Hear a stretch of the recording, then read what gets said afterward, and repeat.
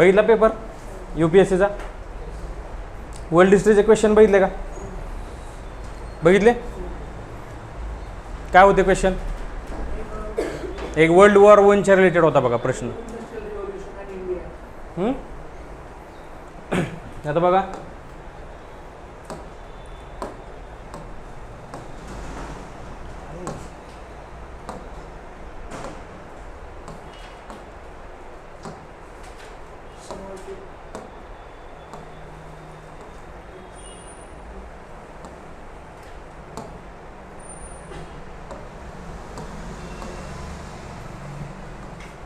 GS1 मध्ये बघा 15 मार्काचे 3 question आले बघा. 10 मार्काचे 3. आणि इंटर मॅरेजेसवर सोसायटीमध्ये प्रश्न आले बघा. इंटर मॅरेजेसवर इंटरकास्ट मॅरेजेस वगैरे त्याचे पण रूट्स जे आहेत बघा ते हिस्ट्रीमध्येच होते बघा. आता हिस्ट्रीचा सिलेबस बघितला का तुम्ही? राज्यसेवा असो दोन्हीला पण सेमच आहे ते, कॉपी पेस्ट आहे. बघितला काय सिलेबस आहे सांगा बरं? नाही प्रॉपर वर्डिंग सांगा.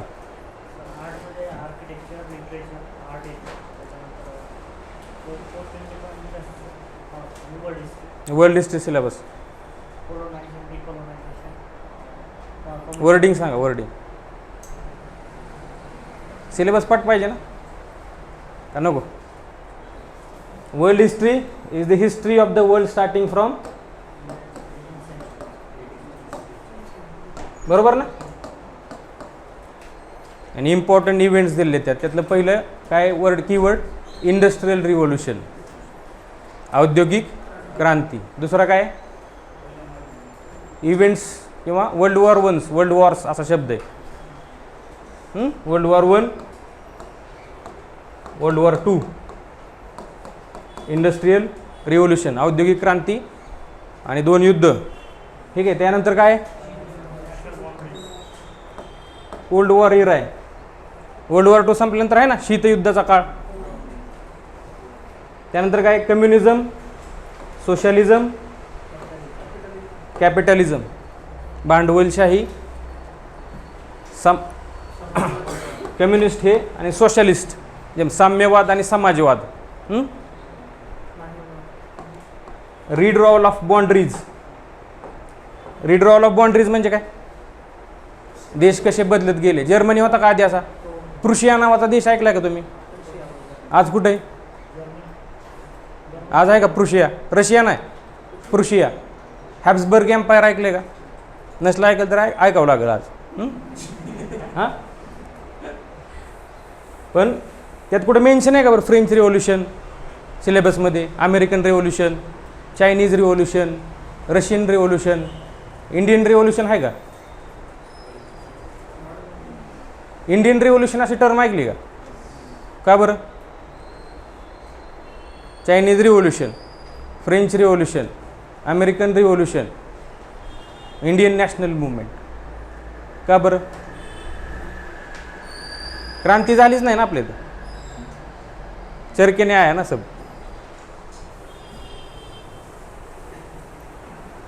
ठीक आहे. वर्ल्ड हिस्ट्रीमध्ये बघा, भलेही तुम्हाला इथून सुरुवात आहे सिलेबसची असं दिलेलं आहे त्याच्यात, पण तुम्हाला काय काय क्वेश्चन डिस्कस करणार आपण किंवा लिहिणार आहे तुम्ही. त्यामुळे तुम्हाला समजेल की बाबा हे जी मुळं इथपास नाहीत. रेनेसॉ नावाचा पिरियड ऐकलाय का तुम्ही? What is mean by Renaissance? प्रबोधन काळ नाही. प्रबोधन काळ म्हणजे एनलाइटनमेंट. सगळ्या गोष्टी या कनेक्टेड आहेत बघा एकमेकांशी. जर मागचं नाही कळलं तर पुढचं काय समजणार नाही. इंडस्ट्रियल रिव्होल्यूशन आहे ना, इंडस्ट्रियल रिव्होल्यूशन ब्रिटनमध्येच का झालं बरं? जर्मनीत का नाही झालं आधी? ऑनलाईन सांगता येईल कोणाला? असा कधी विचार केलाय का? ब्रिटनमध्येच का झालं? बरोबर ना? का भारतात झालं? नाही ना. आपण काय होतो? वसाहत होतो त्यांची, कॉलोनी. तुम्हाला हे असला ते पण सिलेबसमध्ये कोलोनिझम, डिकोलोनायझेशन. डिकोलोनायझेशन वर्ल्ड वॉर 2 नंतरच का सुरू झालं? आपल्याला स्वातंत्र्य कधी मिळेल? 47 ना, बरोबर ना का नाही? मग ते वर्ल्ड वॉर 2 नंतर, वर्ल्ड वॉर 2 कधी संपले? Hiroshima Nagasaki. वीक झाल्या ना पॉवर्स, इम्पेरियल पॉवर्स. इम्पेरियलिझम आणि कोलोनिझम मध्ये काय फरक आहे बरं? विचारतं UPSC. मला चांगलं वाटतं म्हणून सांगा नाही मी तुम्हाला, हे प्रश्न आहेत.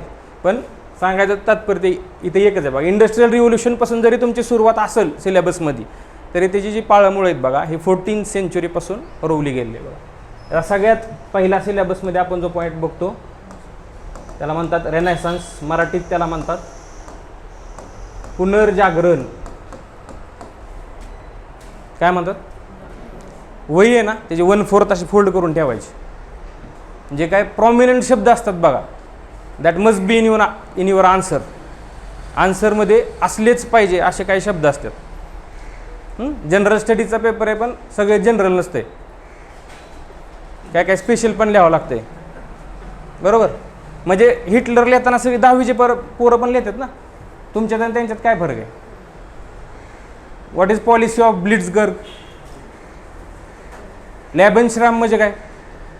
ऐकलंय का असं काय असतं? मग लॅबेनश्राम म्हणजे हिटलर म्हणजे सगळी जर्मन लोकांना पाहिजे युरोप,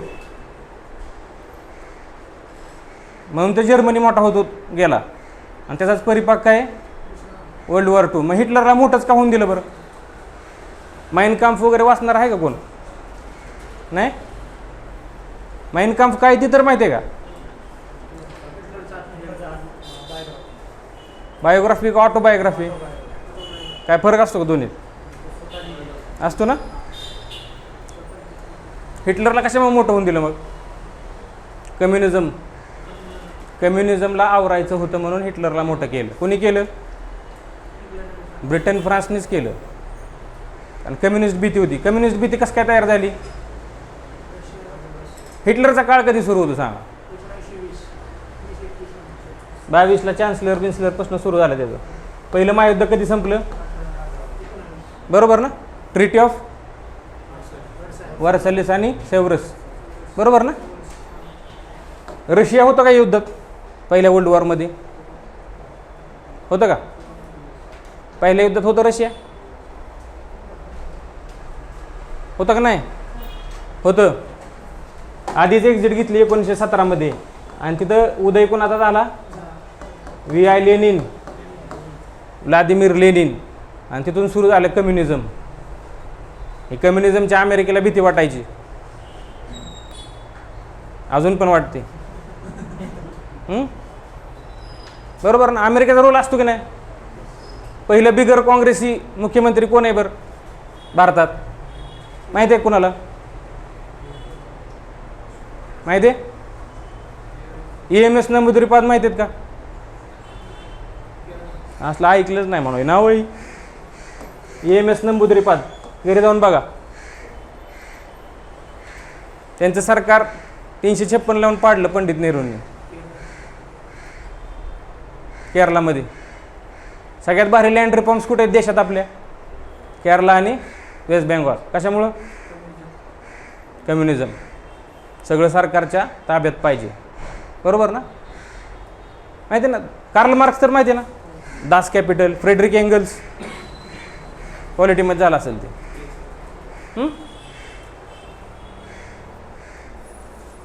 तर बघा असे इव्हेंट्स त्यात 6 ते 7 इव्हेंट फक्त दिलेले आहेत. आणि ही जी पाळंमुळं आहेत बघा सगळ्या विषयाची, ही पूर्ण मागे जातात. हे रेनेसान्स जो आहे ना तो पुनर्जागरण ज्याला म्हणतात. मोनालिसाचं पेंटिंग सगळ्यांनी बघितलं असेल बघा. बघितलंय ना. Leonardo da Vinci. Italian renaissance. Italian पुनर्जागरणचा काळ ज्याला म्हणतात ते हे बघा. रेनेसॉ म्हणजे पुनर्जागरण. पुनर्जागरण या शब्दावरून काय कळतंय का? पुनर्जागरण. पुन्हा म्हणजे परत. मागचंच नॉलेज आहे. एन्शियंट ग्रीक आणि रोमन लिटरेचर जे आहे बघा, हे आपल्याकडे खूप काय काय आहे. आपल्या इथं पण चालू आहे ना आता रेनेसॉ. नाही चालू का?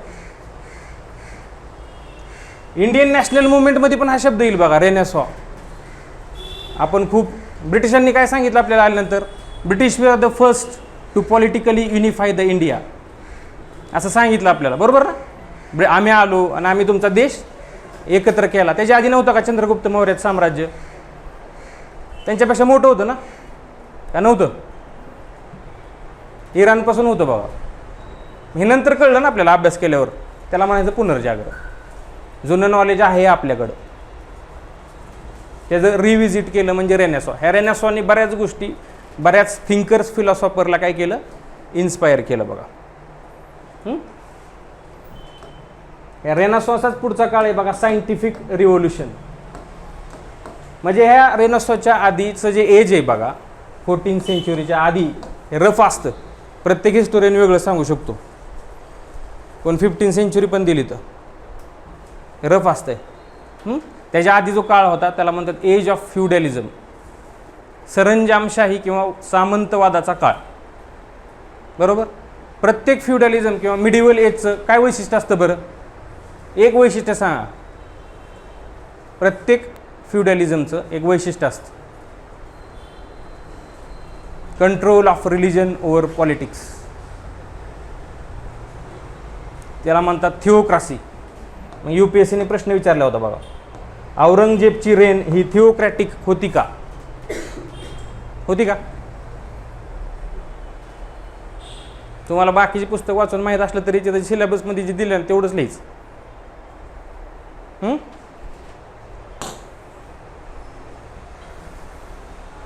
ह्यानी काय झाले, सायंटिफिक रिव्होल्युशन, आणि त्यांनी पुढं झाले एनलाइटनमेंट, ज्याला आपण प्रबोधन काळ म्हणतो. काय म्हणतो? प्रबोधन काळ. ह्याच प्रबोधन काळामुळे लोकांमध्ये जागरूकता झाली बाबा. चर्चची जी मोनोपॉली बघा, तिथं चर्चच असणार आहे ना युरोपमध्ये. ह्याच्या विरुद्ध जागृती झाली बघा, लोकांना समजायला लागलं. सगळं सायंटिफिक रिव्होल्युशन झाली. ह्या सायंटिफिक रिव्होल्युशनमध्येच मोठं नाव ज्याच्यावर दुनिया कायम आहे, आयझॅक न्यूटन, ॲपल. ओके, माहिती आहे सगळ्याला. केपलर माहिती आहे, गॅलिलिओ, कोपर्निकस, चार्ल्स बॉयल्स. काय बॉयल्स लॉ? सायन्स पण असतं मला वाटतं सिलेबसमध्ये.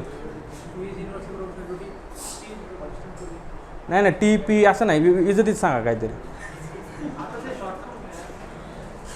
टी नाहीच आहे ना पण त्याच्या लॉमध्ये.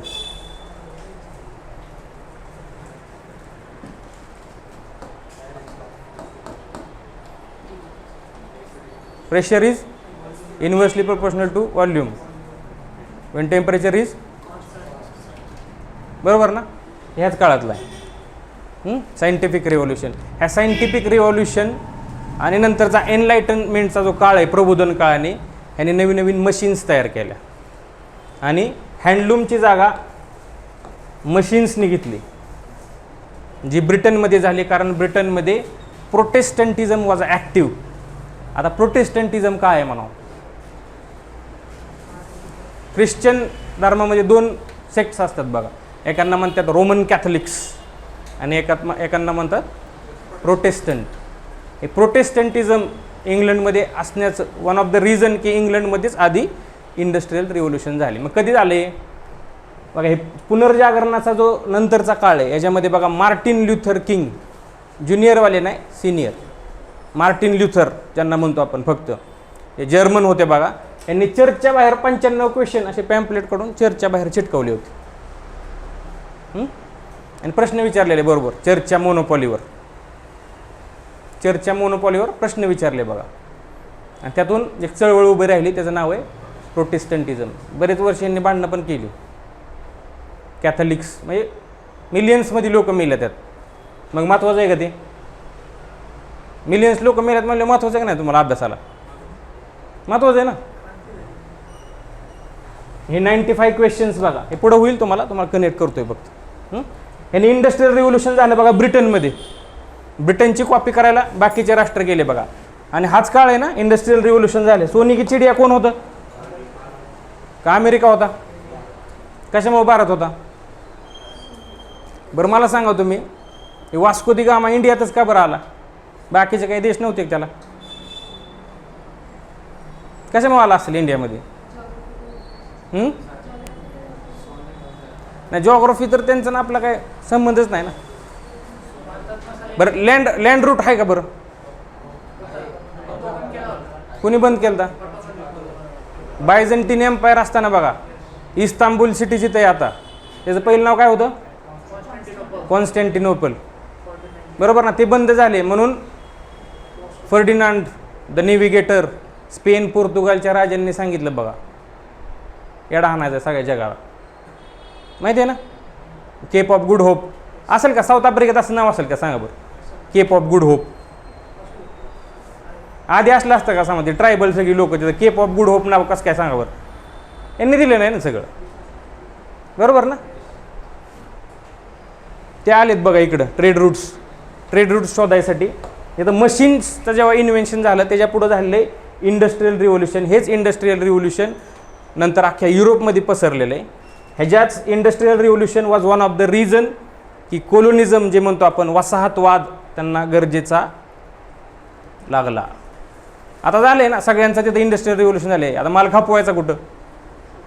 कॉलनीजमध्ये. मग रॉ माल कुठून घ्यायचा? रेल्वे कशामुळे आणली? कधी आली रेल्वे आपल्या इथं?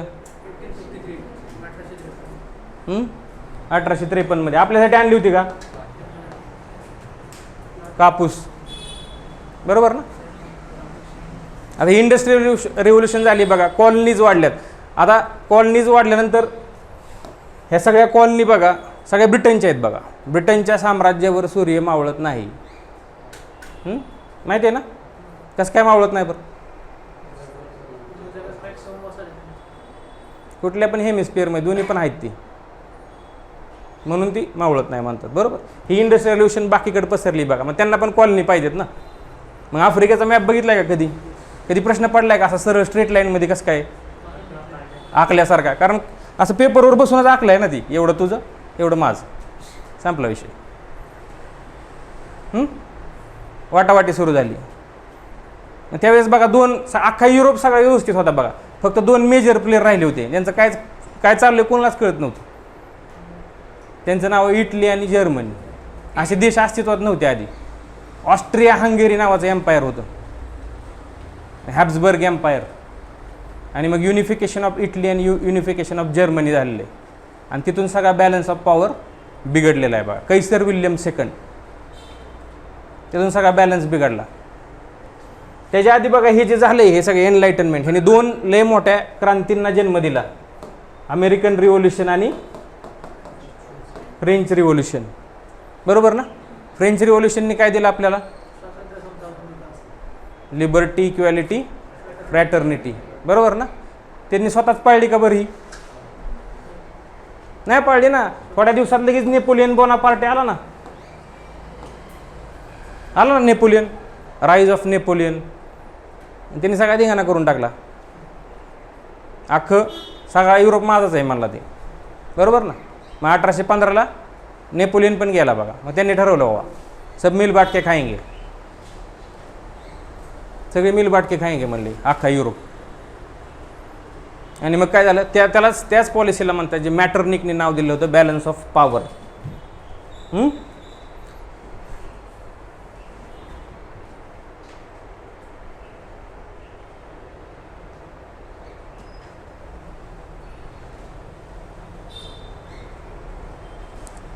काय आहे प्रश्न? How far is it correct to say that First World War was fought essentially for the preservation of balance of power. Balance of power maintain करायची होती, म्हणजेच ते सोप्या भाषेत मिल बाटके खायंगे सगळा युरोप. पण हे 1815 1870 पर्यंत एकदम व्यवस्थित चाललं होतं. तिथून झाले 2 देश तयार. एक Italy by Joseph Mazzini. Joseph Mazzini young Italy, Savarkar young India. Abhinav Bharat कशाला म्हणतात? यंग इटलीचं काय आहे ते ट्रान्सलेशन आहे ते यंग इटली अभिनव भारत. तीच जोसेफ मॅझिनी ज्यांच्यापासून सावरकर इन्स्पायर झाले होते. आणि दुसरा कोण? Kaiser William second Germany. आणि मी एकदा जर्मनी मोठा झाला की सगळा बॅलन्स ऑफ पॉवर बिघडला. आणि त्या टायमाला sick man of India, sorry sick man of the world ज्याला म्हणतात, ओटोमन एम्पायर लास्टच्या घटका मोजत होतं. आणि जो आजचा बाल्कन रिजन आहे, बाल्कन रिजन कोणता असतो? सर्बिया, अल्बानिया, मॉन्टेनिग्रो, माहिती आहे ना? असं काय आहे का जगाच्या पाठीवर? आहे ना, असे देश पण आहेत.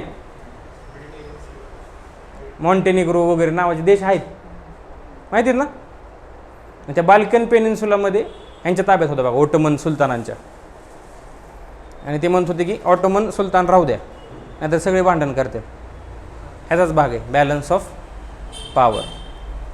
पण जर्मनीला मंजूर नव्हतं ना, सब आपण काय.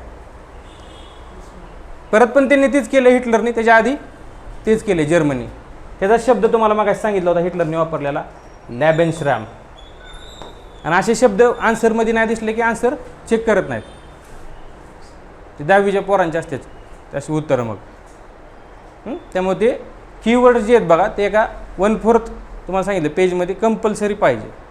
हे शब्द नाही आले तर सांगणार ती जेव्हा हिटलर शिकवतो तेव्हा. तर ह्यातून काय झाले, बॅलन्स ऑफ पॉवर आहे बघा. हेच जेव्हा जर्मनी मोठा झाला तेव्हा वर्ल्ड वॉर 1चं कारण हेच झालं, बॅलन्स ऑफ पॉवर बिघडले. तेच UPSCने विचारले. आता इंडस्ट्रियल रिव्होल्यूशन नंतर तुम्हाला डायरेक्ट काय आहे सिलेबसमध्ये, वर्ल्ड वॉर 1. मग हे तर त्याच्या आधीच आहे ना, मग वाचायचं का इंडस्ट्रियल रिव्होल्यूशन नंतर डायरेक्ट वर्ल्ड वॉर 1? त्याच्या पॉलिसी सगळे कारणं त्याची मागच आहेत ना, ह्याची जी कारणं आहेत बघा ती सगळी माग आहेत. हेच वर्ल्ड वॉर 1 झालं. तुम्हाला सांगतो की वर्ल्ड वॉर 1 झालं. वर्ल्ड वॉर 1चे काय अनरिझॉल्व्ड इश्यूज होते बघा. काय इश्यू होते बरं? वर्ल्ड वॉर 1 संपले 1919ला. त्याच टायमाला काय झाले, लेनिनचा उदय झालेला आहे बघा, कम्युनिझम. बरोबर. 5 इयर प्लॅन कोणाकडनं घेतले आपण? रशिया का USSR? काय USSR म्हणजे?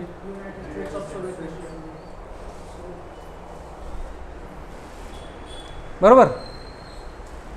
आणि मग 1929ला काय आले, ग्रेट इकॉनॉमिक डिप्रेशन, जागतिक महामंदी. आणि तेव्हा एका महान अर्थतज्ञाचा थेअरीचा सगळ्या जगभरात गवगवा झाला, जॉन किनेस. माहिती आहे? जॉन किनेशियन इकॉनॉमी पण असतं ना सिलेबसला, असते मला वाटतं. जॉन किनेस म्हणून एक लेखा, म्हणजे त्यांनी सांगितलं आज जे सरकार पैसे होतं ना, किती फिस्कल डेफिसिट आपलं इकॉनॉमी राहिले का? फिस्कल डेफिसिट म्हणजे काय? बजेटरी डेफिसिट म्हणजे काय? मग प्रायमरी डेफिसिट म्हणजे काय? रेव्हेन्यू डेफिसिट म्हणजे काय? हां, ते पण असते, करू आपण. हां, तर बघा काय झालेलं आहे ह्यातून. फर्स्ट वर्ल्ड वॉरमध्ये बघा, जे अमेरिका जी सुपर पॉवर बनली होती, सुपर पॉवर कशी बनली बरं अचानक भयानक? फर्स्ट वर्ल्ड वॉरमुळे कंगाल झाली नाही सगळी, कर्जावर कर्ज ब्रिटन फ्रान्सवर. हे काय तिथं बसून पैसे वाटत होती फक्त. वेपन्स डेव्हलप केले अमेरिकेने आणि विकले. बरोबर ना? हे वेपन्स डेव्हलप केले बघा आणि वेपन्स विकले, त्यातून अमेरिका पॉवरफुल झालं. पण जागतिक महामंदीनं सगळं मोडून टाकलं मग. आणि जॉन किनेस जो म्हणत होता की सरकारने पैसे खर्च केले पाहिजे. आपलं करतं का सरकार खर्च लोकांवर कल्याणकारी योजनेसाठी? करतं ना, 1,500 रुपये. बरं, त्याच्या व्यतिरिक्त पण काय आहे का? आहे का? महाभोजन थाळी, शिवभोजन थाळी महाराष्ट्रात, अशा भरपूर आहेत. आपलं 3 लाख कोटीच्या पुढं सबसिडी फक्त इंडियन गव्हर्नमेंटची. एवढी सबसिडी देणारा जगातला सगळ्यात मोठा देश आहे. एवढं कोण देऊ शकत नाही. गव्हर्नमेंट स्पेंडिंग केलं आणि त्यांनी सांगितलं गव्हर्नमेंटनी स्पेंडिंग केली पाहिजे. आणि तिथून पुढं सगळे प्रोजेक्ट्स अमेरिकेने हातात घेतला. त्यातलाच एक मोठा प्रोजेक्ट होता टेनेसी प्रोजेक्ट. त्याच्यावरूनच आपलं दामोदर धरण बांधलेलं आहे. दामोदर धरण आहे का आपल्या इथं? कुठं आहे? हां,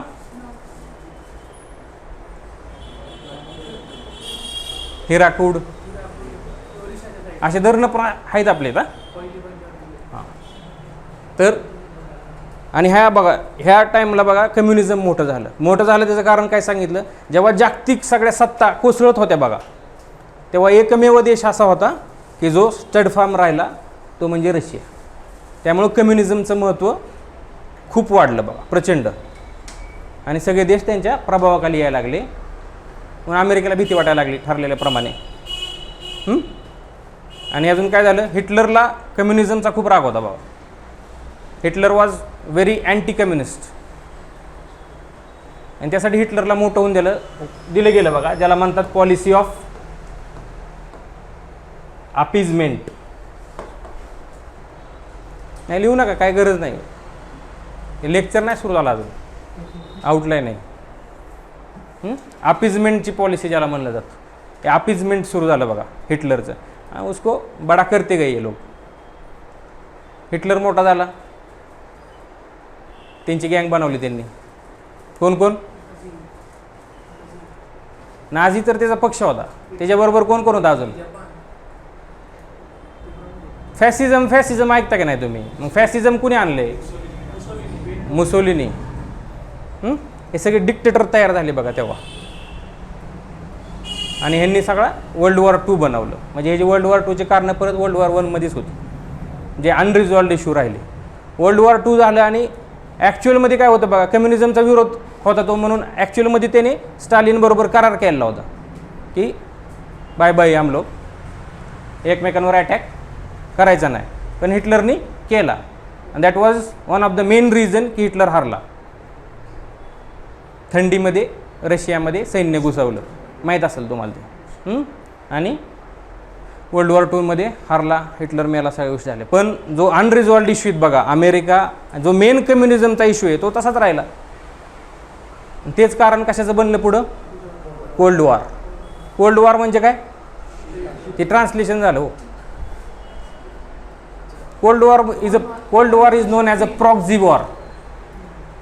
खरं अटॅक नाही करायचा, बरोबर ना? अमेरिकेबरोबर भांडण करायचं ना, मग USSRनी फिडेल कॅस्ट्रोला बोलवायचं. फिडेल कॅस्ट्रो माहिती आहे ना? फिडेल कॅस्ट्रो क्युबामध्ये मिसाईल ठेवायचं. कारण कशामुळे असं लागत असेल बरं क्युबामध्ये मिसाईल? कारण तेव्हा अग्निपास डेव्हलप झालेलं नव्हतं ना आपल्यासारखं, जागेवरून 5000 किलोमीटर मारा. क्युबामध्ये ठेवायचं मिसाईल असं. तुम्ही काय म्हणला की हॅलो? असे स्टेट तयार केले. One of the theory is इंडियाचं पार्टिशन का झालं, ह्याची वन ऑफ द थिअरी आहे की हे अमेरिकेने केलं. सिलेबसमध्ये नाही, लिहू नका हे. पाकिस्तान सिटोचा मेंबर होता का बरं? नाटो माहिती आहे मला, सिटो माहितीच नाही मला. नाटो तर माहिती आहे की नाही? आता युक्रेन रशिया ते चालू आहे जे बघा, चालू नाही NATO, North Atlantic Treaty Organisation. जे नॉर्थ अटलांटिक नाव आहे ना, नॉर्थ अटलांटिक, तसं साऊथ ईस्ट एशिया किंवा साऊथ एशियासाठी पण होतं बघा एक, त्याचं नाव आहे सिटो. त्यांना माहिती होतं इंडिया काय कधी सिटोचा मेंबर होणार नाही. जिना को बडा कर दो, जिना आएगा, पैसा फेंकेंगे तो जिना आएगा. वो रीज़न था, वन ऑफ द रीज़न की पाकिस्तानला सॅटेलाईट स्टेट बनवायचं अमेरिकेचं. कारण तेव्हा USSR अफगाणिस्तानच्या बाँड्रीपर्यंत होतं. उधर से मिसाइल डाक सकते. दैट वाज one of the reason India वाज पार्टीशन. वो फंडिंग किधर से आ रही थी 1940 के बाद? क्या लगता आपको? जिन्नाला मोठं करण्याची फंडिंग कुठून येत होती? 37च्या इलेक्शनमध्ये काय झालं होतं जिन्नाचं? मॉडर्न इंडिया बघताना बघा. तर अशा पद्धतीने प्रश्न येतात.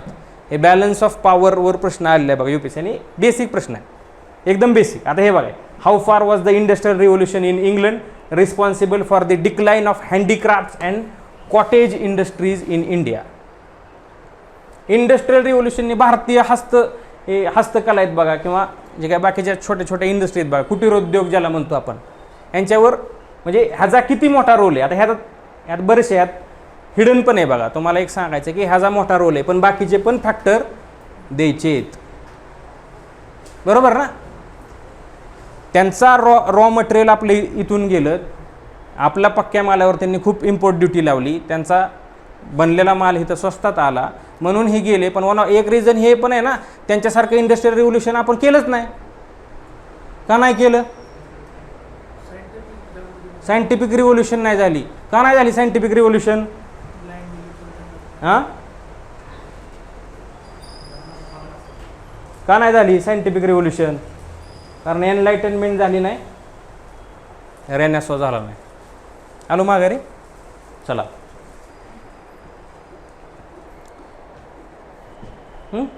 रेनेसॉ. रेनेसॉ म्हणजे पुनर्जागरण. सांगितलं तुम्हाला, पुनर्जागरणाचा काळ. ठीक आहे.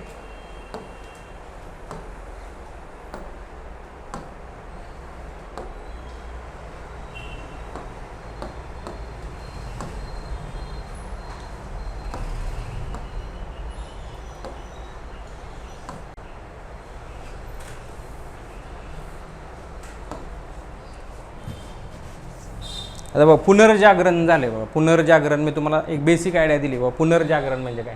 The Renaissance was Renaissance scientific revolution, reformation आणि एनलाइटनमेंट हे अशा काही इंटेलेक्च्युअल मुवमेंट आहेत बघा, की ज्यांनी काय झाले युरोपमध्ये बघा 1500 to 1780 मध्ये झालेले आहेत बघा. हे 4 वेगवेगळ्या टर्म आहेत, त्या पुढे आहेत. पुनर्जागरण म्हणजे रेनेसॉ, सायंटिफिक रिव्होल्यूशन त्याचं ट्रान्सलेशन द्यायचं का? रिफॉर्मेशन म्हणजे सुधारणावादाचा काळ, आणि एनलाइटनमेंट म्हणजे प्रबोधन काळ. ह्या प्रबोधन काळाने युरोपमध्ये गेलं, आणि हाच तुम्हाला सांगितलं हा मेजर इश्यू होता की ज्याच्यामुळं इंडस्ट्रियल रिव्होल्यूशन झालं. The renaissance, a period of rediscovery of ancient knowledge that led to the scientific revolution. जुनंच नॉलेज आहे, आणि हा प्रश्न विचारलेला आहे, what is the difference between renaissance and enlightenment. हा प्रश्न विचारलेला आहे. रेनेसॉ आणि एनलाइटनमेंट मधले डिफरन्स सांगा. UPSCने विचारलेला आहे. आता राज्यसेवा पण अशाच लेवलचे प्रश्न विचारणार आहे पहिल्या सुरुवातीला.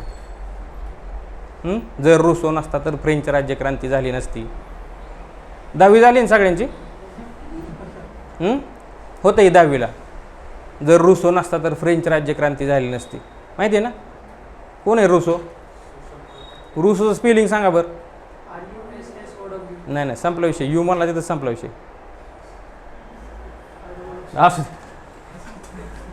मॅकियावेली हे जे काही प्रॉमिनंट लोक आहे बघा, हे तुम्हाला पर्टिक्युलरली सिलेबसमध्ये नाही, हे लिहिल्याशिवाय मार्क पडत नाही. आणि त्यांना सवय असते बघा, मॅकियावेली हे आपल्या कुणाला म्हणायचे माहिती आहे का तुम्हाला? चाणक्याला म्हणायचे मॅकियावेली ऑफ इंडिया. चाणक्य ह्याच्या 10 पटीनं हुशार असेल, पण सवय आहे ना त्यांना वेस्टची नावं इकडे द्यायची. हाच निकोलो मॅकियावेली. फिलॉसॉफीमध्ये काम आहे बघायचं. आहे का फिलॉसॉफी ऑप्शनल? निकोलो मॅकियावेली. मराठीमध्ये वाल्यांसाठी सांगतो बघा. रेनेसॉ म्हणजे काय? पुनर्जागरणाचा काळ आहे, जो रिडिस्कवरी म्हणजे प्राचीन जे नॉलेज आहे बघा, जे रोमन ग्रीक नॉलेज आहे बघा मागचं, त्यालाच पुन्हा भेट द्यायचं काम आहे, आणि त्याच्यामुळं सायंटिफिक रिव्होल्यूशन युरोपमध्ये झालेलं आहे बघा. दा विन्सी आहे ना. मोनालिसा, इंडियन मोनालिसा कोण आहे? कोणत्या स्टाईलचं पेंटिंग आहे ते? UPSCने विचारलेला प्रश्न आहे. म्हणजे असं मला चांगलं वाटतं की मला माहिती आहे म्हणून काय सांगायचा प्रयत्न इथं चालू नाही. जे तुम्हाला कामाला येणार आहे तेच आहे बघा. बन्नी थान्नी पेंटिंग हे इंडियन, हे मोनालिसाच आहे बघा. हे इटालियन रेनेसॉ म्हणतात त्याला, जो इटलीमध्ये झाला. फ्लॉरेन्स सिटी जी आहे बघा, तिथं हा रेनेसॉ झालेला आहे बघा सुरुवातीला, जो नंतर पसरला आहे. बरं आता इटलीमध्येच का बरं झाला असेल? बरं इंडस्ट्रियल रेव्होल्यूशन इंग्लंडमध्ये का झालं ते सांगितलं का मी? का झालं? प्रोटेस्टंट जो धर्म आहे बघा, तो which was a more scientific. अजून सुरू व्हायचं आहे ते तुम्हाला पुढं नंतर पण समजेल. मार्टिन ल्युथर 95 क्वेश्चनवाला, चर्चच्या बाहेर चिटकवले 95 क्वेश्चन. तुम्ही लक्षात घ्या, ह्याच्या आधीचा जो काळ आहे बघा, तो सगळा मिडिवल काळ आहे, आणि मिडिवल काळाचं सगळ्यात मोठं वैशिष्ट्य तुम्हाला सांगितलंय धर्माचा सगळ्या समाजमनावर असलेला पगडा. काय करायचं काय नाही सगळं धर्म ठरत होता, बरोबर ना. जिओसेंट्रिक थिअरी होती बघा तेव्हा, माहिती आहे का जिओसेंट्रिक थिअरी. पृथ्वीमध्ये आणि सूर्य आणि चंद्र त्याच्या भोवती फिरतायत, ही थिअरी होती आधी, माहिती आहे ना. कोपर्निकसला डांबून ठेवलं होतं जेव्हा त्यांनी हेलिओसेंट्रिक थिअरी दिली. हेलिओसेंट्रिक म्हणजे हेलिओ म्हणजे सन, सूर्याच्या कडेने भोवती फिरतात म्हणला, ही पृथ्वीच्या कडेने नाहीत फिरत, डांबून ठेवला त्याला चर्चने. तेच सायंटिफिक रिव्होल्युशन होतं. तोच कोपर्निकसने पुढे जाऊन केपलरला इन्स्पायर केले. Kepler's law of planetary motions होतं मला वाटतं शाळेत. त्यानंतर त्यांनीच गॅलिलिओला इन्स्पायर केले बघा, ॲस्ट्रॉनॉमी. दुर्बीण वगैरे कोणी तयार केल्या, त्याला पण डांबून ठेवलं. आणि ह्याच केपलरनी पुढे जाऊन Isaac Newton, 3 laws of motion. काय आहे पहिला न्यूटनचा?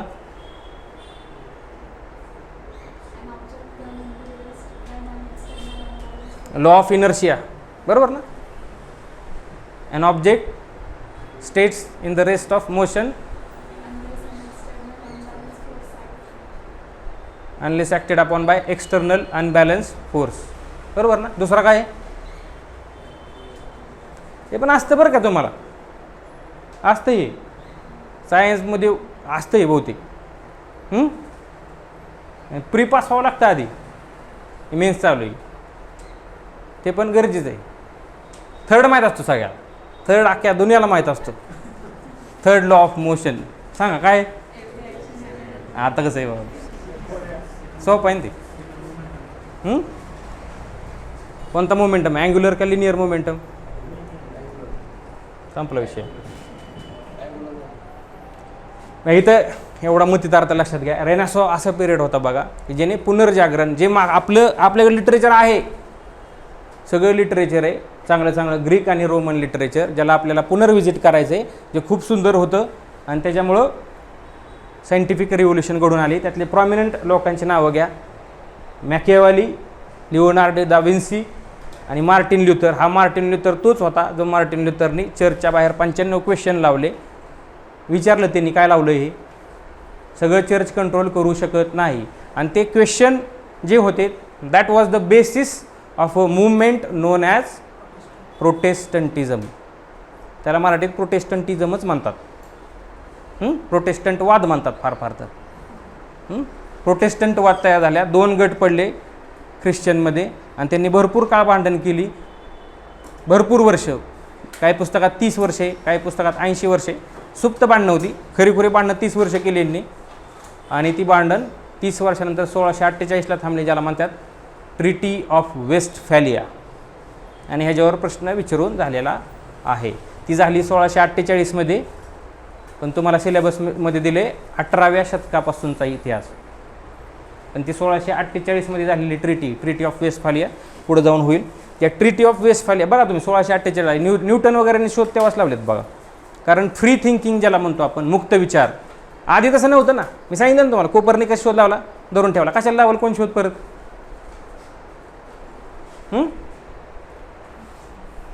आणि हेच रिफॉर्मेशन आहे बघा. हेच दिसतात चर्चच्या बाहेर 95 क्वेश्चन लावल्यात. पोप कंट्रोल करायचा ना सगळं, पोप ठरवलं तसं. पोप म्हणला पृथ्वीच्या भोवती फिरतात, सगळी फिरतात. त्या थिअरीला म्हणतात जिओसेंट्रिक थिअरी.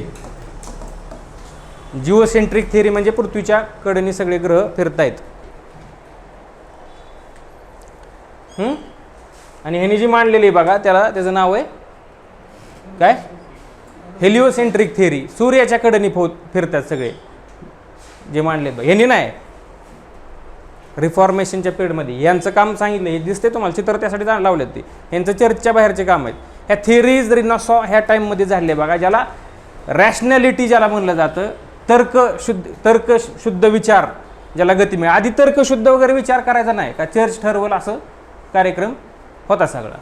आणि बघा, रिफॉर्मेशन आणि काउंटर रिफॉर्मेशन हे 2 पिरियड होते बघा युरोपियन हिस्ट्रीमध्ये, ज्यांनी काय केलं, रिलिजियस अपहिवल आणि डिबेट, रिलिजनचा किती रोल असला पाहिजे याच्यावर फोकस केलेला आहे बघा. रिफॉर्मेशन झालं. कुणी आणलं reformation? Reformation was related to protestantism. आणि काउंटर रिफॉर्मेशन कुणाचं असणार आहे? कॅथलिक्स, त्यांच्या विरोधी. दोघांनी भांडण केलेत बघा. आणि त्यानंतर तुम्हाला सांगितलं ट्रीटी ऑफ वेस्टफॅलिया झाले आणि त्यावेळेस सांगितलं की राजा जो आहे, किंग जो आहे बघा, त्याला आपल्या धार्मिक पॉलिसी ठरवण्याचा अधिकार आहे.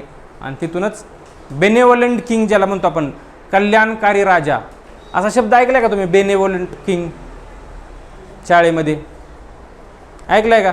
कुणाच्याबद्दल ऐकलाय बरं? महाराष्ट्रातल्या माणसांनी नाही, म्हणजे लोक कल्याणकारी राजा.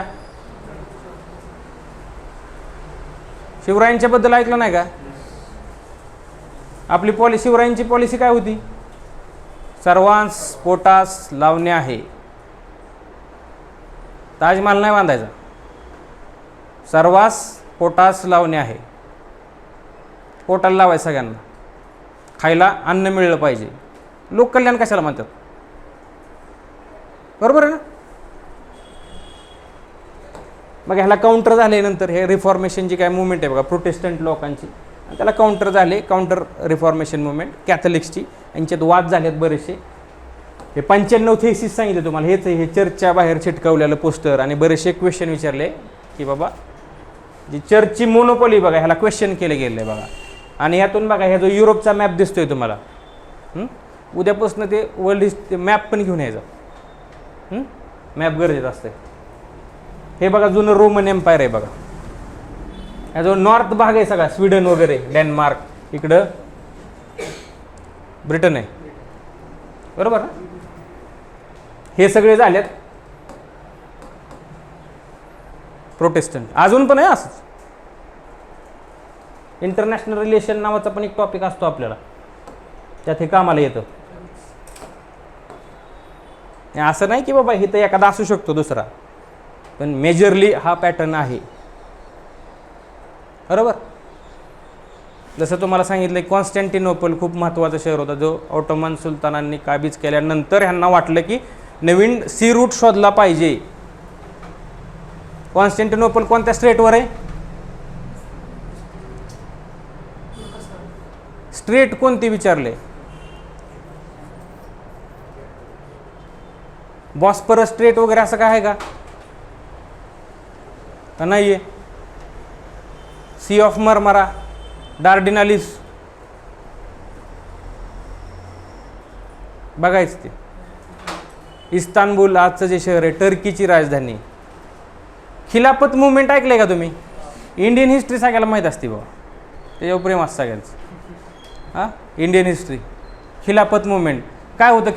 खिलाफत मुवमेंटचं म्हणजे कशासाठी सुरू केली ती खिलाफत मुवमेंट?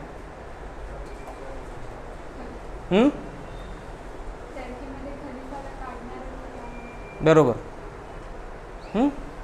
खलिफा जाणार होता. बरोबर. खलिफाला ट्रीटी ऑफ सेव्हरस जे आहे बघा, 2 ट्रीटी सांगितलं ना मग, सांगितलं तुम्ही कोणत्या कोणत्या? वर्साय आणि वर्साय म्हणजे काय? पॅलेस होता, पॅलेस ऑफ वर्सेलिस, वर्साय म्हणतात आपल्या इथं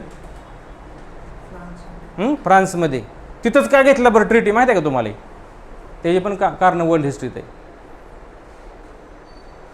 तिथं जर्मनीला नीचा दाखवायचं होतं, कारण जर्मनीने आधी फ्रान्सला तिथं नीचा दाखवलं होतं. डेंजर असतो कार्यक्रम आहे. तर बघा इथं प्रोटेस्टंट कॅथलिक्स आहे, त्यांनी वाद केलेले आहेत बघा. यांची ट्रीटी नंतर झालेली बघा. आता इथे दिले काउंटर रिफॉर्मेशन काय पिरियड होता, रिस्पॉन्सिबल फॉर प्रोटेस्टंट रिफॉर्मेशन. आणि ही ट्रीटी ऑफ वेस्टफालिया जी सांगितले तुम्हाला 1648 मध्ये, यातून यांची भांडण मिटलेली. राजाला बरेचसे अधिकार प्राप्त झाले आणि ह्यांनी जो फ्री थिंकिंग जे रॅशनॅलिटी ज्याला म्हणतो आपण, याला बढावा मिळाला. सायंटिफिक रेव्होल्युशन ह्या काळात भरपूर झालेले. ह्या सायंटिफिक रेव्होल्युशनने बरेचसे शोध लागलेत, यंत्र वगैरे वगैरे. आणि ते यंत्रांमुळेच काय झाले? औद्योगिक क्रांती. औद्योगिक क्रांती म्हणजे दुसरं काय आहे सांगा? ती पहिली औद्योगिक क्रांती होती ना, इंडस्ट्रियल रिव्होल्युशन 1.0. आता किती चालू आहे?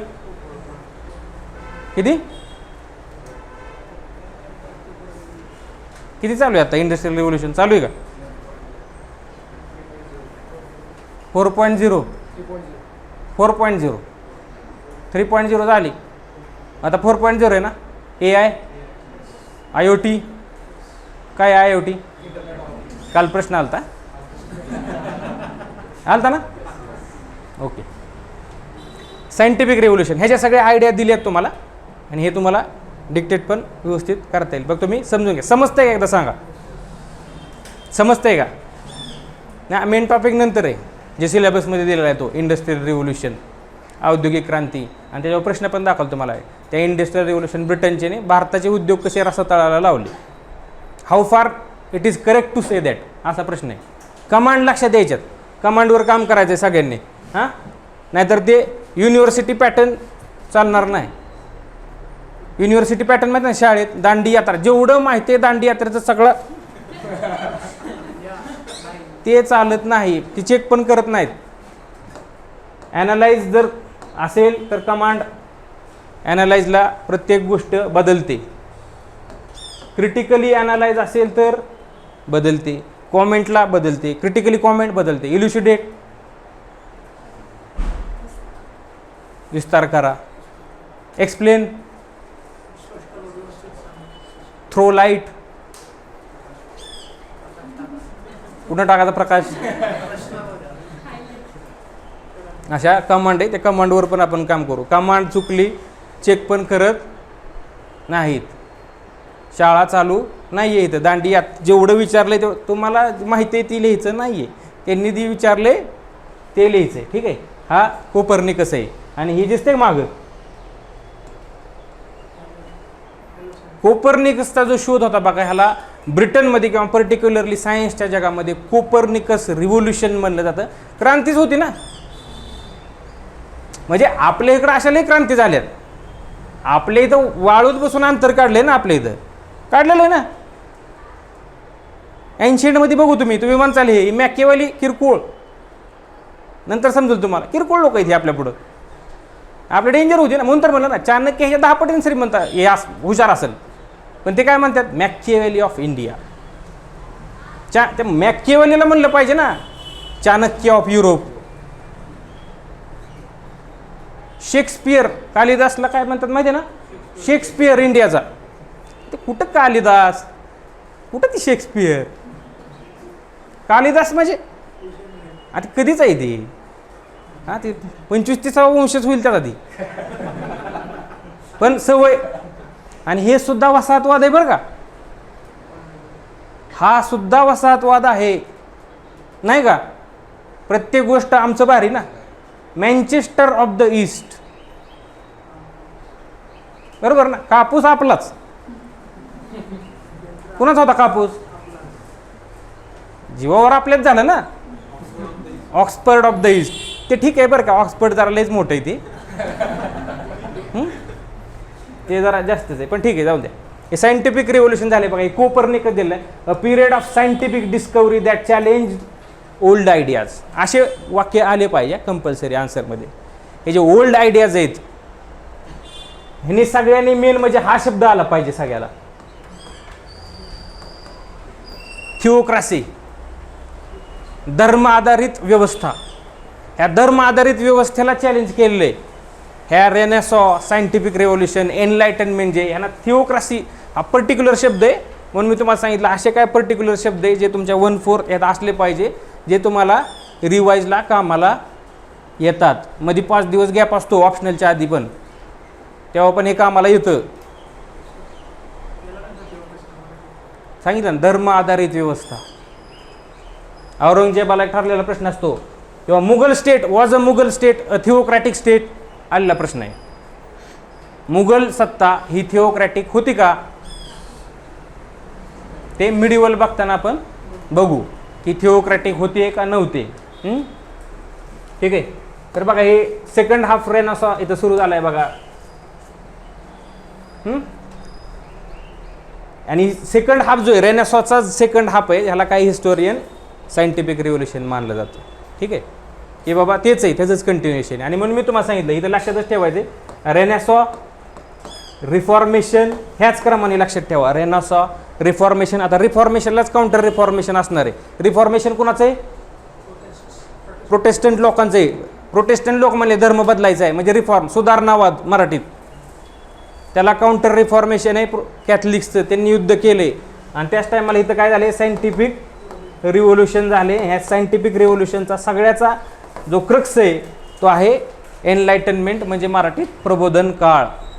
या प्रबोधन काळामुळं बरेचसे थिंकर आलेत, सायन्स टेक्नॉलॉजीमध्ये ॲडव्हान्समेंट झाल्यात, त्यांनी इंडस्ट्रियल रिव्होल्युशन झालेले.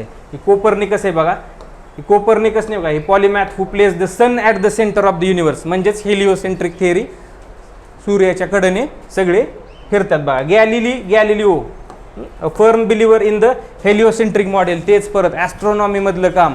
तुम्ही तेवढं जरी लिहिलं तरी संपला. हे हेलिओसेंट्रिक शब्द आला पाहिजे इथं. ॲस्ट्रॉनॉमीमध्ये काम आहे गॅलिलिओ. आयझॅक न्यूटन, हे माहीत नसलं तर बाहेर गेलं तरी चालेल. हां, आयझॅक न्यूटन जर माहीत नसेल तर आता गेलं तरी चालेल. ओके, आयझॅक न्यूटनचे 3 लॉ ते झालेत बघा. ही लॉज ऑफ मोशन आणि युनिव्हर्सल ग्रॅव्हिटेशन. रेने डेस्कार्टिस, हा रेने डेस्कार्टिस असं प्रोनाऊन्सिएशन नसतंय बरं का, पण अंडरस्टँडिंगसाठी तसंच सांगावं लागते, कारण हे जर्मन फ्रेंच, आता मला तर काय येत नाही एवढी जर्मन बिर्मन, ठीक आहे. हे इथं बघा, इथं काय आहे बरोबर ना, हे सायंटिफिक रिव्होल्युशनचे लीडर आहेत बघा. जॉमेट्री वगैरे यांचे शोध, म्हणजे विज्ञान, तंत्रज्ञान, गणित, फिलॉसॉफी, ह्या सगळ्या गोष्टीतले शोध लागत गेलेत ह्या रेनेसॉ सायंटिफिक रिव्होल्युशनच्या पिरियडमध्ये. आणि हे रॉबर्ट बॉयल झाला ना मगाशी, झाला ना, कॉन्स्टंट टेम्परेचर ठेवा तिथं. ते सायन्समध्ये ते पण तुम्हाला माहिती पाहिजे ते. आणि ह्या सगळ्याचं कल्मिनेशन काय होतं, एनलायटनमेंट. हे बसल्यात बघा सगळी. एनलायटनमेंट कसं होणार, काय होणार, काय नियोजन आहे आजचं, हे सगळे एज ऑफ एनलायटनमेंट. प्रबोधन काळ मराठीत, मराठी कार्यकर्त्यांनी लिहायचं प्रबोधन काळ. आन्सर रायटिंगमध्ये महत्त्वाचं आहे. मी शिकवून काय करणार, हे दोस्ती का हात एकत्र आले, हे फेमस पेंटिंग आहे त्या काळातलं. आणि तुम्हाला मी सांगितलं जे क्वेश्चन येणार आहे ते तुम्ही डिक्टेट करायचे, तुम्हाला लिहून दिले जाते. हां, हिस्टॉरिकल कंटेक्स्ट. आता हे बघा, रेनेसॉ जुना पिरियड आहे, सांगितलं तुम्हाला ते काळानुसार पण सांगितलं. Renaissance, reformation, counter reformation, scientific revolution, आणि नंतर सगळ्याचं कल्मिनेशन काय, एनलायटनमेंट. एनलायटनमेंट हा शब्द प्रचंड महत्त्वाचा आहे, कारण एक पुस्तक होतं ज्याचं नाव होतं what is enlightenment by Immanuel Kant. Immanuel Kant माहिती आहे, माहिती आहे ना, तो माणूस आहे की ज्याने हा शब्द आणला एनलायटनमेंट. बुद्धांची काय म्हणतो आपण, एनलायटनमेंट ऑफ बुद्धा, कुठं मिळाली, बोधगया, बरोबर आहे ना. बुद्धा सर्किटचा भाग आहे ना बोधगया, लुंबिनी, माहिती आहे ना, पिपरावाहा आहे का, असं काय चांगलं आहे. आता इथं दिले बाबा, followed the Renaissance and scientific revolution आहे. फॉलोड म्हणजे त्याच्यानंतर हे झाले आणि त्याच्यानंतर हे एनलायटनमेंट आली, ते तुम्हाला सांगितले बाबा. ह्याच्यानंतर led the ground work for the modern thought and society. आधुनिक विचारधारा आणि जे काय समाज आहे बघा आधुनिक, ह्याचं जे ग्राउंड वर्क म्हणजे म्हणतो आपण, त्याचं जे काम आहे ते ह्यांनी, याची बीजं जी ह्याच्यामध्ये रोवली गेलीत बघा.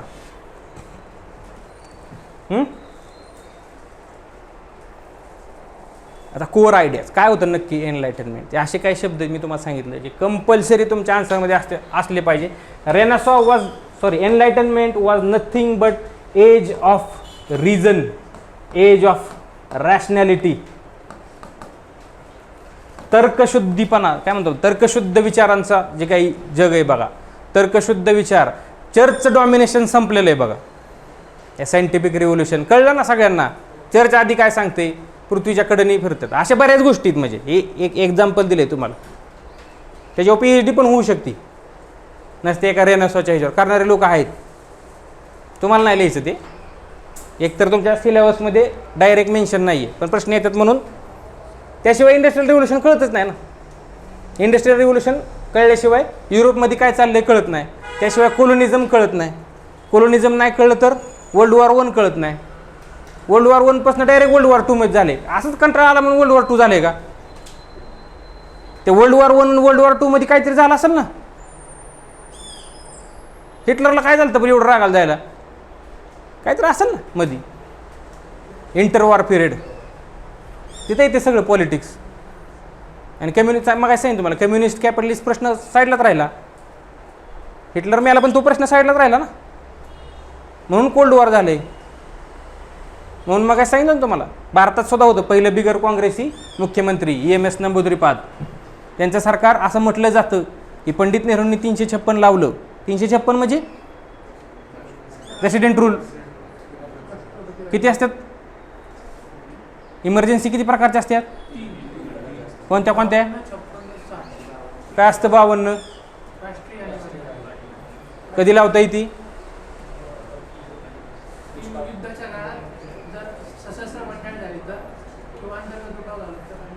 356 काय असतं,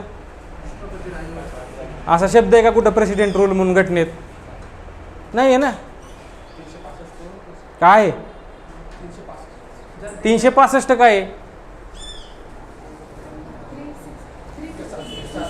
failure to comply with the direction given by the centre. केंद्राने सांगितलेलं राज्यांनी ऐकलं नाही, लावा. ओके. आणि 360 फायनान्शियल, कधी लावली जाते फायनान्शियल इमर्जन्सी?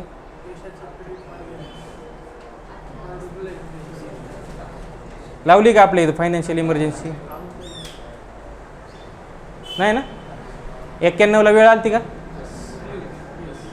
कशामुळे बरं? नाही ते झालं फॉरेन डेजवर कमी झालं. का झालं कमी?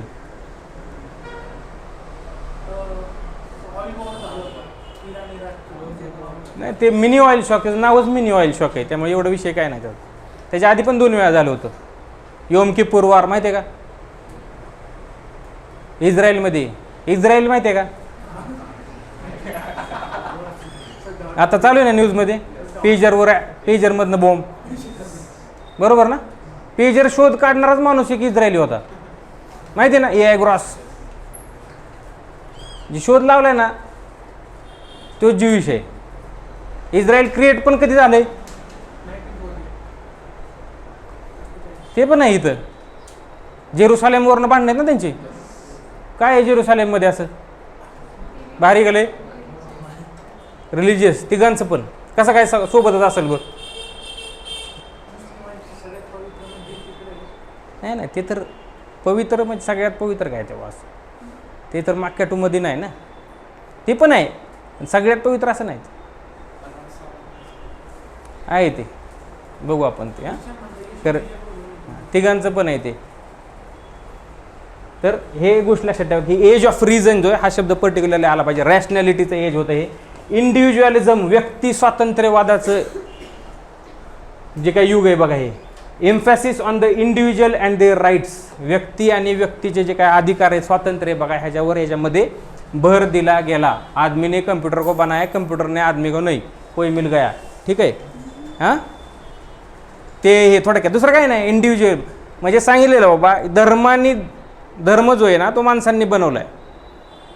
धर्माचे जे काय म्हणजे काय नियम आहेत बघा हे माणसांनी बनवलेले आहेत. ठीक आहे. उलटं नाही आहे, वाईस वर्सा म्हणजेच इंडिव्हिज्युअलिझम. ठीक आहे. सेप्टिझम ऑफ दी ऑथॉरिटी म्हणजे जे काय अनकंट्रोल जो ऑथॉरिटी, निरंकुश सत्ता, चर्चची असू द्या त्यावेळेस चर्चच्या निरंकुश सत्तेला विरोध केला.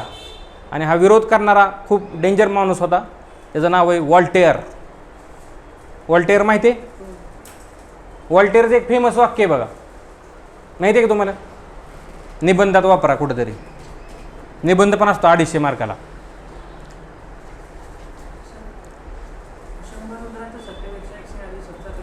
नाही असलं नाही काय. वॉल्टेअरचं फेमस वाक्य आहे बघा, फ्रीडम ऑफ स्पीचवर. फ्रीडम ऑफ स्पीच आहे का आपल्याला घटनेमध्ये? आहे ना. कधी कधी बंधनं टाकता येतात त्याच्यावर. आपले जे फंडामेंटल राईट्स आहेत बघा ते सॅक्रोसॅन्क्ट आहेत की क्वालिटेटिव्ह आहेत? बंधनं टाकता येतात का त्याच्यावर? येतात ना. घटना बदलवता येते ना आपली. कधी कधी बदलवता येते घटना? काय त्याला कंडिशन आहेत का? अरे बेसिक स्ट्रक्चर वगैरे काय वाचले का? केशवानंद भारती असा नावाचा एक माणूस होता जे रिसेंटली गेलेले ते. सगळं बदला, बेसिक स्ट्रक्चर बदलू नका. लिहिले का घटनेत कुठं असं basic structure? It's a judicially innovated doctrine. ज्युडिशियरने ठरवलं 24 एप्रिल 1973. माहिती आहे ना ती केस? सुप्रीम कोर्टच्या इतिहासात पहिल्यांदा सगळे जज, सगळे बेंच सगळे बसले होते. असं कधी झालं नाही. ते एकमेव केस आहे की जिथं सगळे जज बसले होते. असं कधी होत नाही. आता किती जजेस आहेत सुप्रीम कोर्टात?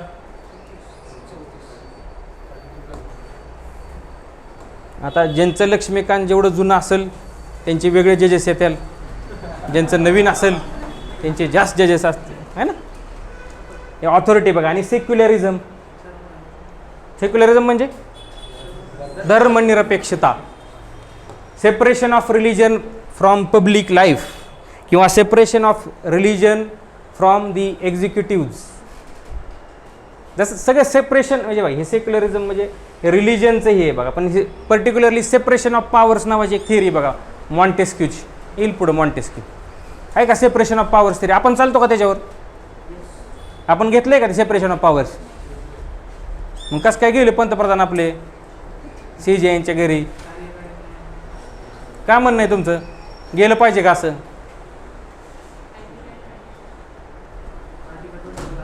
आर्टिकल 50 काय आहे?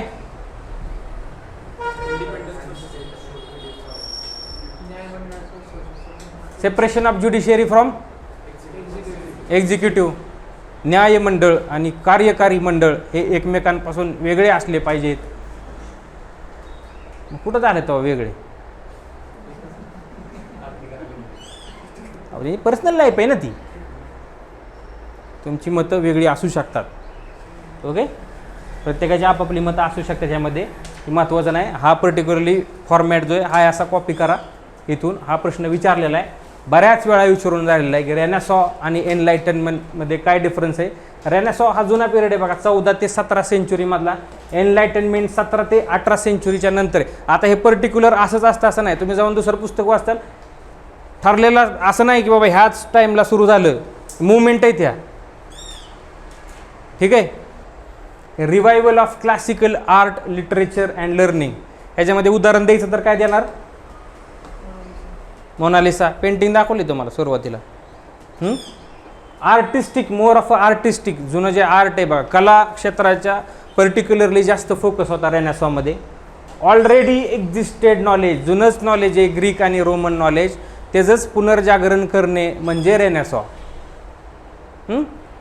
ह्याच्यानंतर जो पिरियड आहे ह्या दोघांच्या मध्ये त्याचं नाव आहे सायंटिफिक रिव्होल्युशन. त्याच्यामध्ये झालं हे रिफॉर्मेशन, काउंटर रिफॉर्मेशन. ठीक आहे. त्यामुळे हे थोडं अजून एनकम्पासिंग आहे, मोठं आहे हे अजून. हे 17 आणि 18 सेंचुरीमध्ये emphasis on reason, scientific temper, individualism.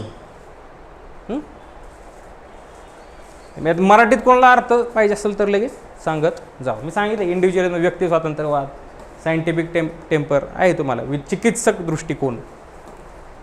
Realistic, वास्तववादी होतं हे जास्त.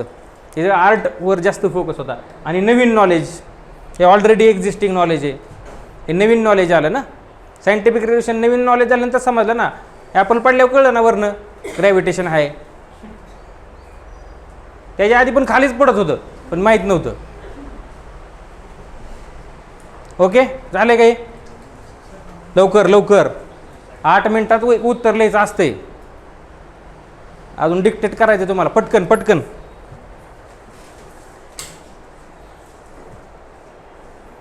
झाले? आता इम्पॉर्टंट थिंकर्स अँड फिलॉसॉफर ह्यांची नावं नाही आले तर उत्तर चेक पण करणार नाही कोण. म्हणजे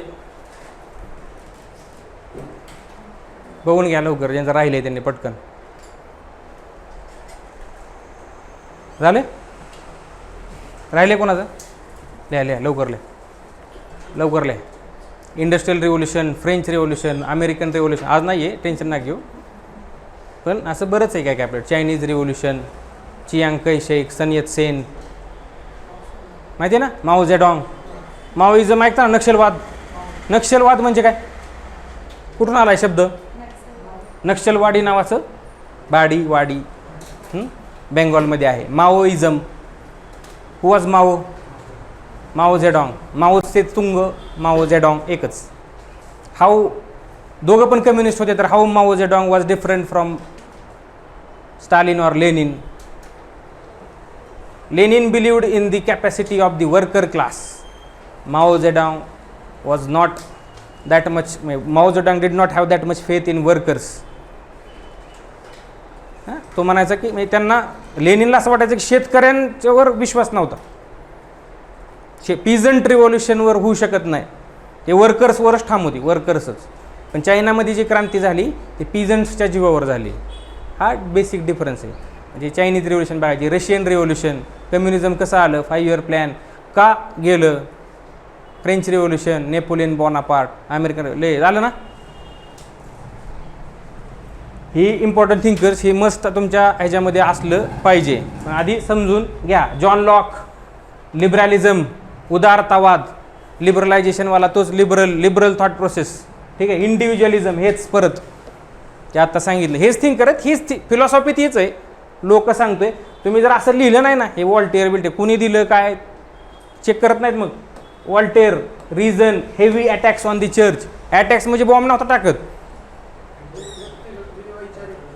शब्दांचा मारा.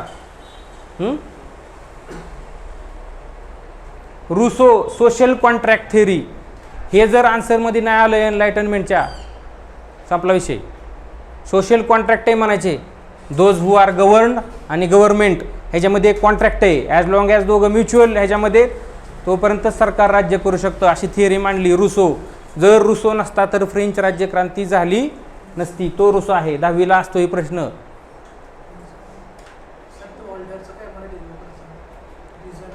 रिझन, तर्कशुद्धी, तर्कसंगत विचार.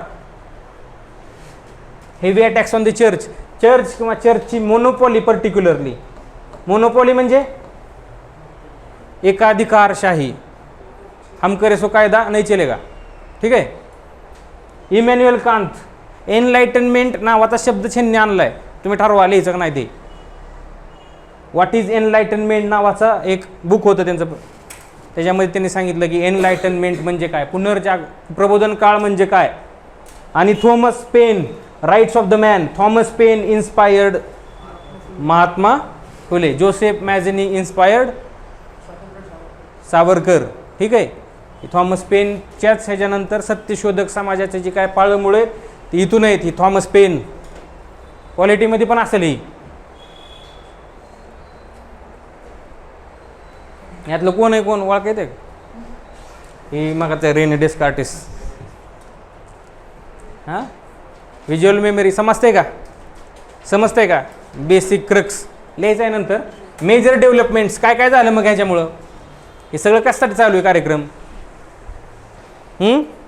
तर बघा, पॉलिटिकल रिव्होल्युशन, ह्यांनी फ्री थिंकिंग डेव्हलप केली, नवीन विचार जन्माला घातलाय बघा.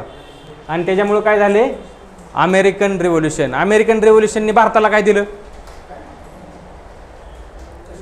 अमेरिकन रिव्होल्युशननी भारताला काय दिलं? दिलं का काय आपल्याला? काय दिलं? कॉर्नवॉलिस, बरोबर आहे की. कॉर्नवॉलिस पण दिला ना. कॉर्नवॉलिस तिकडं हारल्यानंतर इथं आलता, माहिती आहे ना. असे ॲक्ट असतात माहिती आहे का तुम्हाला? Charter act of 1773, Pitt's India act, ते त्याच्यासाठीच केला होता. नंतर तो तिकडं हारला होता अमेरिकन. इथं आल्या म्हणलं असलं मला जमणार नाही, माझ्यासाठी कायदे बनवा, वेगळे बनवा, मला पॉवर्स पाहिजेत. इथं हारला होता. मग त्यांना सांगितलं तिकडं ब्रिटनमध्ये, जाऊ दे ते अमेरिकेत गेलं तर इले महत्त्वाचं आहे इंडिया. खरं आहे हे, खरं आहे. अमेरिकेत काय होतं आता ते ठीक आहे ना, ते आता ते नंतर श्रीमंत झाले, पण हम तो पहिले से चिडिया थे ना, होतं की नाही. अहो कोलंबसला पण इकडंच यायचं होतं ना, तर चुकून गेलं ना अमेरिकेत. असं डोक्यात आलंय का? ते काय गरज होती वास्को द गामाला एवढं 200 देश सोडून आपल्याकडे यायची? त्याचं एक कारण आहे बघा, युरोपमध्ये रेड मीट खाल्लं जात होतं, लाल मांस. ती डिश ती नाही, ती राजस्थानी लाल मांस ती नाही, ती डिश नाही, ती लाल मांस म्हणजे रेड मीट. आणि ते कन्झ्युम करायसाठी सगळ्यात मोठा इन्ग्रेडियंट काय असतो माहिती आहे का तुम्हाला? पेपर. मिरं फक्त इक्वेटोरियल रिजनमध्येच येऊ शकतं. आपल्या इथं करायला असतो रे केरळमध्ये, बरोबर ना? आयरनी बघा तुम्ही, तिथं आपल्या इथं तेव्हा पेपर बनत होतं. पेपर म्हणजे मिरं, काळं मिरं. मिरची आपलं पीक नाही आहे, मिरची पोर्तुगीज लॅटिन अमेरिकन पीक आहे. पण आता आपण मिरची खातो ते पेपर खात्यात. बघितलं ना तुम्ही? क्राक क्राक ते करतात ते. आपण मिरच्या खातो, नसत्या मिरच्या टाक तिखट, बरोबर आहे ना? असं पण असतंय. ग्लोबलायझेशनचा इफेक्ट. आज आपण मिरची खातो, मिरची आपली नाहीच आहे. उपासाला साबुदाणा खातो, साबुदाणा पोर्तुगीजांनी आणला, माहिती आहे ना? साबुदाणा इंडियन आहे का? इंडियन आहे का साबुदाणा? उपासाला खात्यात. टॅपियोका. जाऊ द्या. पॉलिटिकल रिव्होल्युशन झाले, अमेरिकन रिव्होल्युशनने इन्स्पायर केलं आहे. ह्या ज्या काय आयडियाज तुम्हाला सांगितल्या, कोर आयडियाज, ह्या कोर आयडियाजनी बऱ्याचशा लोकांना इन्स्पायर केले, ज्यातून अमेरिकन रिव्होल्युशन, फ्रेंच रिव्होल्युशन ह्या दोन्ही गोष्टी झालेल्या आहेत. सायंटिफिक प्रोग्रेस झालेली, figures like Isaac Newton advance our understanding of the natural world. बऱ्याच सायंटिस्टची नावं लिहू, केपलरचं लिहू शकता तुम्ही, गॅलिलिओचं लिहू शकता. तुम्हाला अजून माहीत असलं तर त्यांचं पण लिहा, फक्त आईन्स्टाईनचं लिहू नका, तो नंतरचा माणूस आहे. नाहीतर आत्ताचे पण लिहितात 2-4 सायंटिस्टची नावं लिहा म्हणजे, हां तेव्हाच लिहा, ठीक आहे. Economic thought, Adam Smith, Wealth of Nations laid foundations for the modern capitalism. Capitalism जर म्हटलं तर ॲडम स्मिथचं नाव आलं पाहिजे. ह्या ॲडम स्मिथच्याच ग्रंथावर एका मराठी माणसाने पण ग्रंथ लिहिला होता, माहिती आहे का? ते तुम्हाला नाही आहे, जाऊ द्या. हे काय करणार तुम्ही महाराष्ट्राची हिस्ट्री वाचून? हाय हेच लक्षात राहिलं तर भरपूर झाले आपल्याला. इम्पॅक्ट, ही चाकं गाडी दिसते ना तुम्हाला, काय आहे impact? Political and social change, influenced democratic governance and human rights. लोकशाही जन्माला आली बऱ्याच ठिकाणी. हे लिबर्टी, इक्वॅलिटी, फ्रॅटर्निटी जे म्हणतो ना आपण, ते लोकशाहीचंच आहे ना. पहिलं रिपब्लिक शब्द कुठून घेतलाय आपण? बरंच काय काय घेतलेलं आहे ना, कुठून काय काय. रिपब्लिक शब्द कुठून घेतलेला आहे? अमेरिका रिपब्लिक आहे का? अरे हाय ना रिपब्लिक, पण त्यांच्याकडनं नाही घेतला आपण.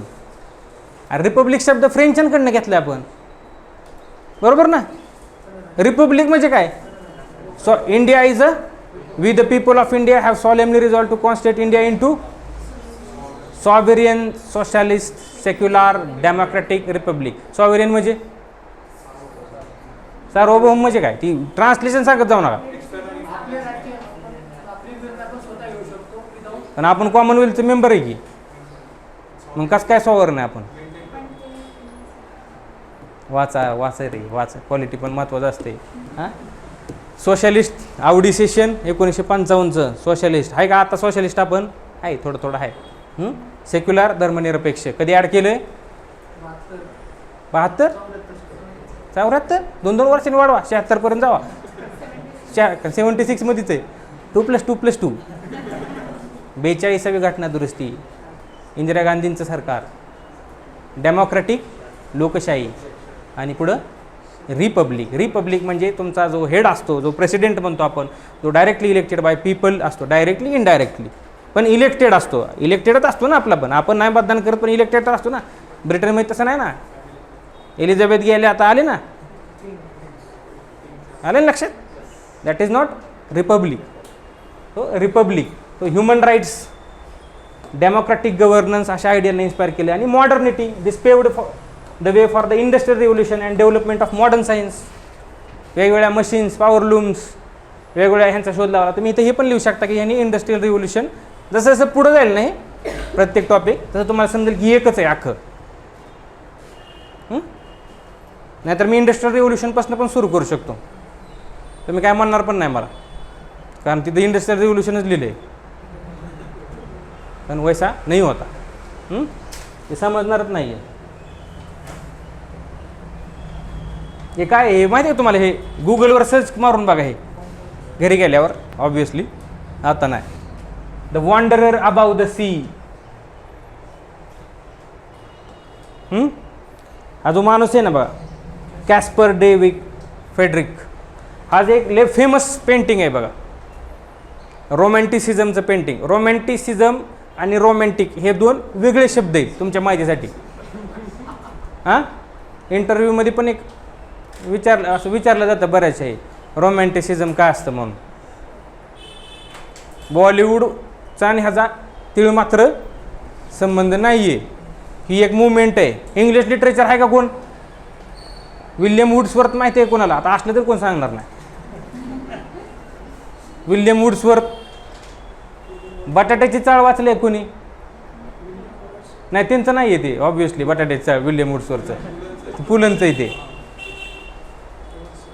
वाचले का? बरं, पुलंचं साहित्य वाचले का? किंवा जे काही जुनं साहित्य होतं बरं, तुम्हाला कोर्ट सेंट्रिक दिसतं बरंचसं साहित्य. कोर्ट, मुंबईचं जगणं, पुण्याचं जगणं, पुणं, मुंबईचं जगणं. पण इस देश में तो काय म्हणतो सच्चा इंडिया तो खेड्यात असतो ना, बरोबर आहे ना? बैलगाडा पण महत्त्वाचा आहे ना, का नाही? गावगाडा पण महत्त्वाचा आहे आणि बैलगाडा पण महत्त्वाचा आहे. तो उसको कहते रस्टिक लाईफ, कॉमन माणसाचं जीवन. आपल्याला काय माहिती आहे? बाबर भारतात आला, बाबरचा पोरगा हुमायून, हुमायूनचा अकबर, अकबरचा जहांगीर, जहांगीरचा शहाजहान, शहाजहानचा औरंगजेब, औरंगजेब फिर अकबर. बराबर ना? इसके बीच में दुनिया क्या कर रही थी? कॉमन माणूस काय करत होता? आणि घरी जाऊन पहिला प्रश्न बघायचा आज UPSCने विचारलेला, काल परवाचा सांगतोय, जुनं नाही चालू. पहिला प्रश्न आहे, early Vedic age to later Vedic एजमध्ये जाताना सोसायटी आणि इकॉनॉमीमध्ये काय चेंजेस झाल्या विचारले का? पॉलिटी. आणि सगळ्यात मोठा हिस्ट्री करतानाचा ड्रॉबॅक की पॉलिटिकल हिस्ट्रीला हिस्ट्री समजतात. Political history is the one aspect of history and history is nothing but the important events studied in a chronological order. म्हणून क्रोनॉलॉजी चालू आहे. म्हणून आधी गेलोय मी इंडस्ट्रियल रिव्होल्यूशनच्या. आले एक लक्षात? क्रोनॉलॉजी समजिए, बिना क्रोनॉलॉजी कुछ नहीं हो सकता.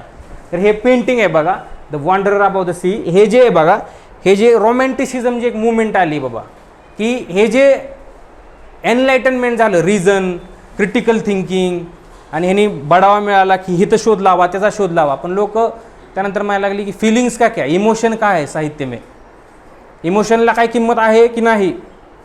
त्याची reaction was nothing but the romanticism. म्हणून ह्याचं जे काही क्रिटिसिझम आहे, जर क्रिटिकल ॲनालिसिस आलं एनलाइटनमेंटचं, तर एनलाइटनमेंटचं सगळं चांगलं चांगलं सांगितलं ना मी तुम्हाला आतापर्यंत. मग तुम्ही काय लिहिणार क्रिटिकल ॲनालिसिसला? काय लिहिणार जर सांगितलंच नाही तुम्हाला क्रिटिसिझम? तर चांगला नव्हता जॉन लॉक असं लिहिणार आहे का? नाही नाही, काय त्यांनी बरोबर नाही केलं, ही जेवण काय बरोबर नाही.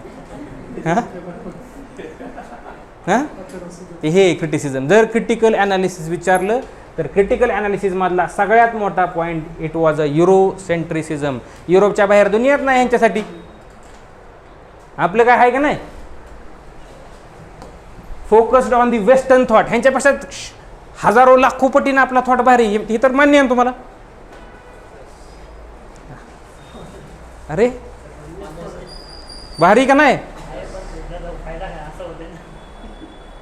फायदा करून घ्या, करू आपण. जर संपता कोर्स तुम्ही फायदा करायला शिकतात, ठीक आहे. ऑफन मार्जिनलाइज बाकीच्या जे काय कल्चर्स आहेत बघा. आता मला सांगा तुम्ही, आफ्रिकेच्या टीम, साऊथ आफ्रिकेच्या क्रिकेट टीमची कॉन्ट्रोवर्सी माहिती आहे का तुम्हाला? माहिती आहे का? अपार्थेड पॉलिसी माहिती आहे का? घरी जाऊन अपार्थेड असा फक्त गुगलला टाकायचं. त्यांची घरं बघा. आजचं सांगतोय मी तुम्हाला, जुनं नाही सांगत. नेल्सन मंडेला तुरुंगात कशामुळे होतं माहिती आहे ना? अपार्थेड. बरीच पाळणा, त्याचा इथं काही संबंध नाही, पण तेच सांगतोय तुम्हाला. हे सब कनेक्टेड आहे. हे बाकीच्या ज्या कल्चर्स आहेत बघा, ह्याला सगळं हे केलं तर जेंडर इक्वॅलिटी वॉज मिसिंग.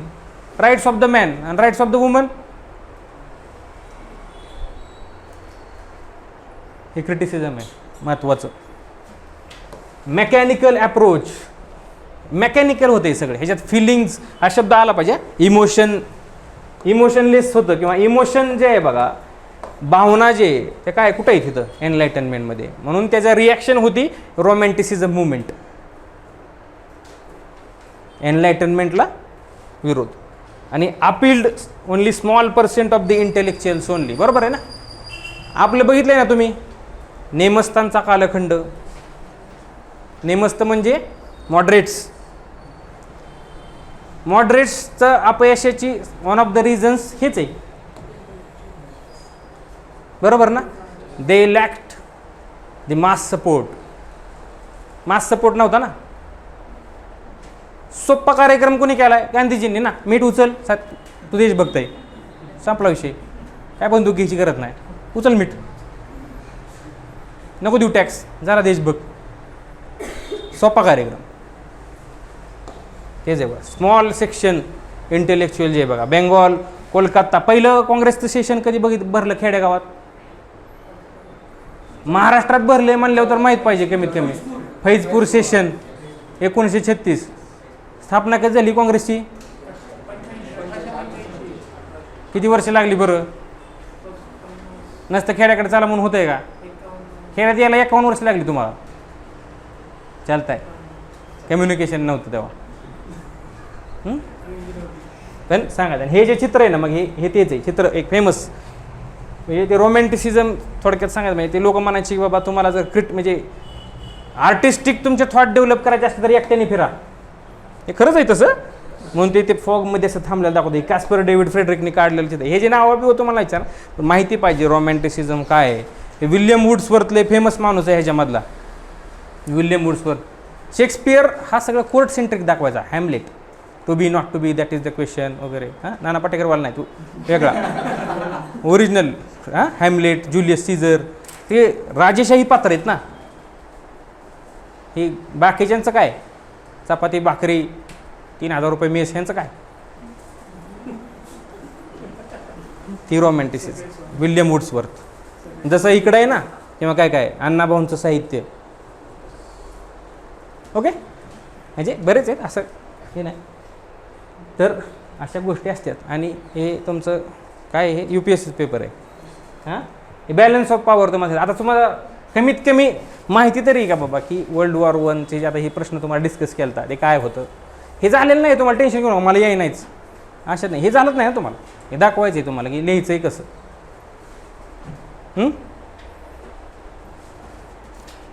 करा, नोट डाऊन करा. चला आता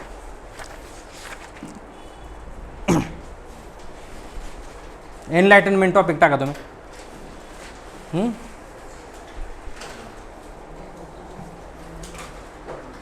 आणि पटपट लिहायचं आहे. एनलायटनमेंट एमर्ज झालं आहे बघा 17-18 सेंच्युरी. पॉईंटमध्ये लिहा फक्त. वाक्य तुम्ही घरी बनवा. 17th-18th सेंच्युरी, एनलायटनमेंट, नवीन knowledge, new world view. Marathi पाहिजे असलं रेज युअर, किंवा न्यू नॉलेज म्हणजे नवीन ज्ञान. बेसिक गोष्टी विचारू नका की न्यू नॉलेज म्हणजे नवीन का. हां असं. हां, मेन फिलॉसॉफर्सची नावं लिहायची तर दिलेली होती, तुम्ही लिहिली असली तरी पण लिहा परत एकदा. John Locke, Rousseau, Voltaire, Rene Descartes. Okay, याचं बॅकग्राऊंड बघा. चर्च डॉमिनंट होतं बघा युरोपमध्ये. Church was dominant in Europe. Pope and church enjoyed. Pope and church was dominating the European politics and society. 8th century to 12th century bracket मध्ये लिहा. Age of फ्युडॅलिझम, सरंजामशाही वादाचा काळ. ओके, सरंजामशाही, एज ऑफ फ्युडॅलिझम. फ्युडॅलिझम लिहून दाखवू का? फ्युडॅलिझम हे महत्वाचं आहे. मिडिवलमध्येही ह्याच्यावर सगळी दुनिया आहे. फ्युडॅलिझम सरंजामशाही, सामंतवाद.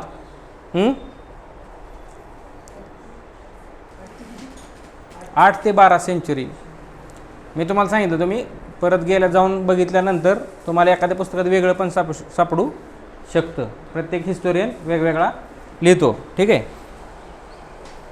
आणि त्यांची नावं तुम्हाला फिलॉसॉफर्सची लिहिली ना नावं, जॉन लॉक ते सगळे लिहिले ना. ठीक आहे. तिथं मार्टिन ल्युथर टाका. मार्टिन ल्युथर मराठीत पण मार्टिन ल्युथरच म्हणतात त्या. 95 क्वेश्चन्स असं पुढं लिहा. चर्चच्या बाहेर टाका, तुम्हाला कसं लिहायचं आहे ते. जॉन केल्विन एक नाव लिहा, महत्त्वाचं आहे. केल्विनिझम आणि ल्युथरिझम, या ल्युथरियन्स किंवा आणि केल्विन्स असं म्हटलं जायचं ज्यांना राईट्स मिळाले बरेचसे. तर जॉन केल्विनचं नाव लिहा. त्यांनी पण चर्चवर अटॅक केले होते. Birth of a movement, reformation कुणी केली? त्या 95 क्वेश्चन ल्युथर. रिफॉर्मेशन झाली. Reformation was related to the protestantism. Protestant लोकांची चळवळ होती. ठीक आहे. 2 ग्रुप पडले युरोपमध्ये. 2 groups in Europe, supporters and opponents of reformation.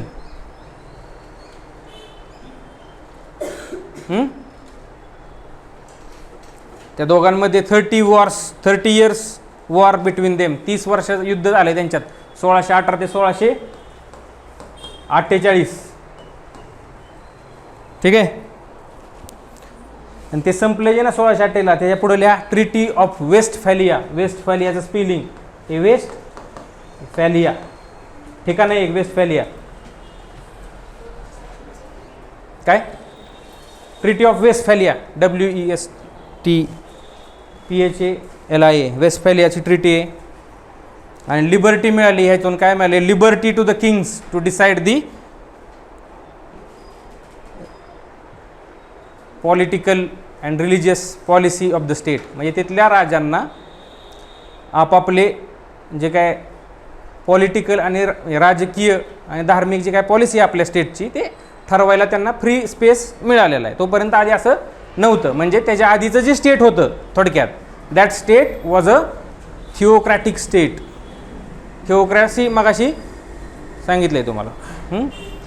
आणि ही जी स्पेस जी मिळाली फ्री थिंकिंगसाठी, this gave birth to the idea known as enlightenment. आणि सगळ्यात वरती तुम्ही जिथं कुठं असेल ना तिथं तो जो क्रम आहे तो सांगितलेला माझ्या अंदाजाने तुम्ही लिहिला असेल. परत एकदा लक्षात द्या की तो जो क्रम ह्याच पद्धतीने लिहा. रेनेसॉ, हे reformation, counter reformation, scientific revolution आणि एनलायटनमेंट. मला वाटतं हे लिहिलं आहे मागाशी तुम्ही. मराठीत सांगितले पुनर्जागरण, हे प्रबोधन काळ.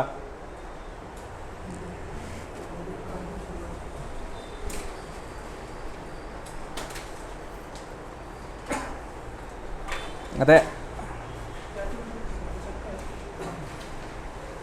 क्वेश्चन लिहा. चला सेपरेट पेजवर लिहा क्वेश्चन.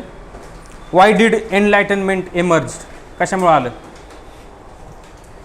लवकर लवकर लवकर. Why did enlightenment emerge? का झालं बरं? मी सांगतो आधी, तुम्ही सांगा मला. झालं लिहून? का झाले?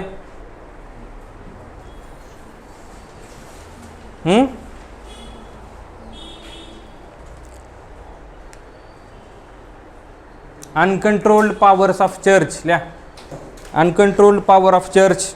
डिजनरेटेड चर्च असं लिहिलं एका वाक्यात तरी बस. डिजनरेटेड म्हणजे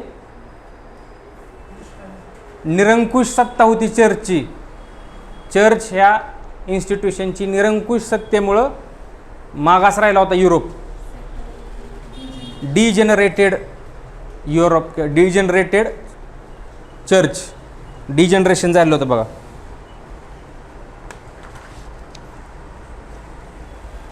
बरोबर. त्यानंतर काय? कशामुळे झालं असेल एनलायटनमेंट? अजून ते फिलॉसॉफर्स, रोल ऑफ फिलॉसॉफर्समध्ये ते रोल लिहायचं. तिथं लिहा role of philosophers, 2 number point. फिलॉसॉफर्समध्ये कोण कोण लिहिणार तुम्ही लक्षात घ्या बरं का. परत एकदा लक्षात घ्या. जर तुम्हाला हे सगळे एनलायटनमेंटचं चालेल, कारण एनलायटनमेंट तुम्हाला जास्त येते. एनलायटनमेंट इज अ मोर एनकम्पासिंग, मोठा विषय. ह्या सगळ्याचं नंतर रेनॉसॉ झाला, सायंटिफिक रिव्होल्युशन झाली, रिफॉर्मेशन काउंट, आणि सगळ्याचं एनकम्पासमेंट म्हणजे एनलायटनमेंट. एनलायटनमेंट इज अ बिग कॅनव्हास. या सगळ्याचं हे, त्यामुळे तिथं कुणी जरी टाकले तरी चालतील. फक्त जर रेनेसॉ विचारला तर जी वॉल्टेअर, रुसो आहेत ते नंतरचे आहेत, त्यांचे कालखंड वगैरे एक तुम्हाला प्रोव्हाइड केलं जाईल. त्यामुळे तुम्हाला ह्या सगळ्या गोष्टी समजतील. हे नंतरची. इकडं कोणी जरी लिहिले एनलायटनमेंट कारण आधीचे जरी, तरी काय प्रॉब्लेम नाही. फक्त ती आधी लिहू नका. वॉल्टेअर तिथं ती जलामलं पण नव्हतं तेव्हा, ठीक आहे, असं नको फक्त. रोल ऑफ जे काय फिलॉसॉफर आणि थिंकर आहे बघा, त्याच्यामध्ये ते जॉन लॉक वगैरे ते मागाचे जे थिंकर्स आहेत आणि ते पर्टिक्युलर नावं, ते नावं लिहून घेतलेत का तुम्ही? सोशल कॉन्ट्रॅक्ट थेअरी कोणाची? सेपरेशन ऑफ पॉवर्स ते नाही लिहिलेलं आहे, मॉन्टेस्क्यू. ते तिकडं आपण मोदी आणि ते चंद्रचूड यांच्याकडे गेलो तिकडं. सेपरेशन ऑफ पॉवर्स थेअरी महत्त्वाचं आहे ते. मार्टिन ल्युथर 95 क्वेश्चन ते झाले.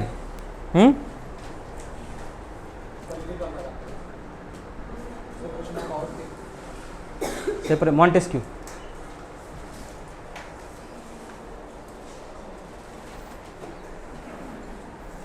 Lack of free space and rational thinking हे पण एक कारण होतं. फ्री स्पेसच नव्हते ना, सगळं चर्च ठरवत होतं, त्याला रिॲक्शन होती ही सगळी. फ्युडॅलिझम म्हणू शकता तुम्ही. फ्युडॅलिझमचंच फीचर आहे ते. कारण सांगतोय मी की का एनलायटनमेंट, वाय डिड लिहिले ना तुम्ही, वाय डिड एनलायटनमेंट इमर्ज. त्याचे कारण आहे की बाबा फ्युडॅलिझम होतं, लॅक ऑफ फ्री थिंकिंग, रॅशनलिझम होतं, रोल ऑफ फिलॉसॉफर्स होता, डिजनरेटेड चर्च होतं, ठीक आहे. फीचर्स खाली फीचर्स दुसरा आहे विषय आता ही रेश मारून लिहा. Features and character of the enlightenment. कुठलंही आन्सर आलं तर तुम्ही लिहू शकता. फीचर्स अँड कॅरेक्टर, वैशिष्ट्ये. मराठी कुणाला लिहायला समजत नसेल एखादा पर्टिक्युलर वर्ड, डायरेक्टली हात वर करा, बेसिक आहे ते, जरी नाही समजलं तरी पर्टिक्युलर, ठीक आहे. फीचर्स अँड कॅरेक्टर म्हणजे वैशिष्ट्य. एनलायटनमेंट म्हणजे बेसिकली काय विचारलं तर 10 पॉईंट आहेत बघा ते लिहा. रॅशनल थिंकिंग, तर्कशुद्ध विचार, सायंटिफिक अँड लॉजिकल वे. दुसरा पॉईंट आहे. तिसरा पॉईंट इगॅलिटेरियनिझम किंवा इक्वॅलिटी लिहा. इगॅलिटेरियन म्हणजे समानता मराठीत, इक्वॅलिटी. Democratic nature, लोकशाहीपणा.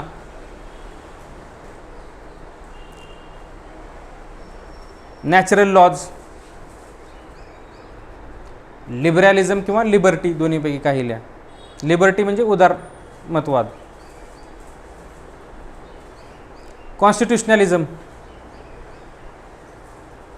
म्हणजे काय? घटनात्मकता. प्रोग्रेसिव्ह इन नेचर, पुरोगामी होता, सुधारणावादी होता. आणि त्याच्याच पुढं डॅश करून लिहा प्रोग्रेसिव्हच्या पुढं अँटी सुपरस्टिशन्स. अँटी सुपरस्टिशन म्हणजे सुपरस्टिशन जे आहेत त्यांना विरोध केलं बघा त्याने.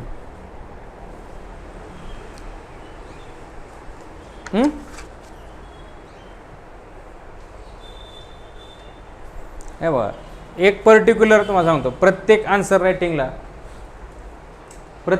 रायटिंगला बघा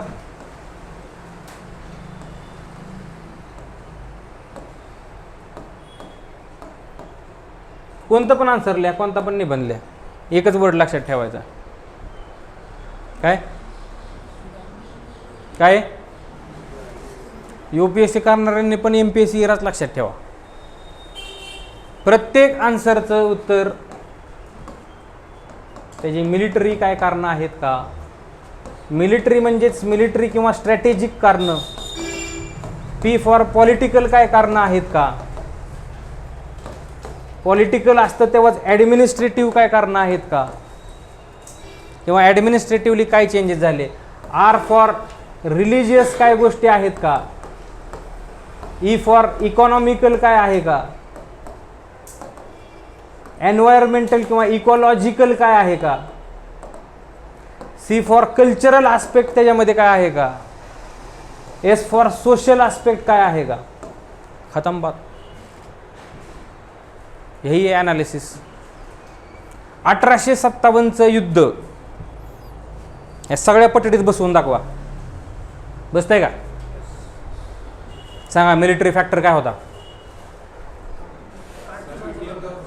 ते रिलिजियस झालं ना, काडतुसांचं रिलिजियस भावना दुखल्या ना त्यांनी. काड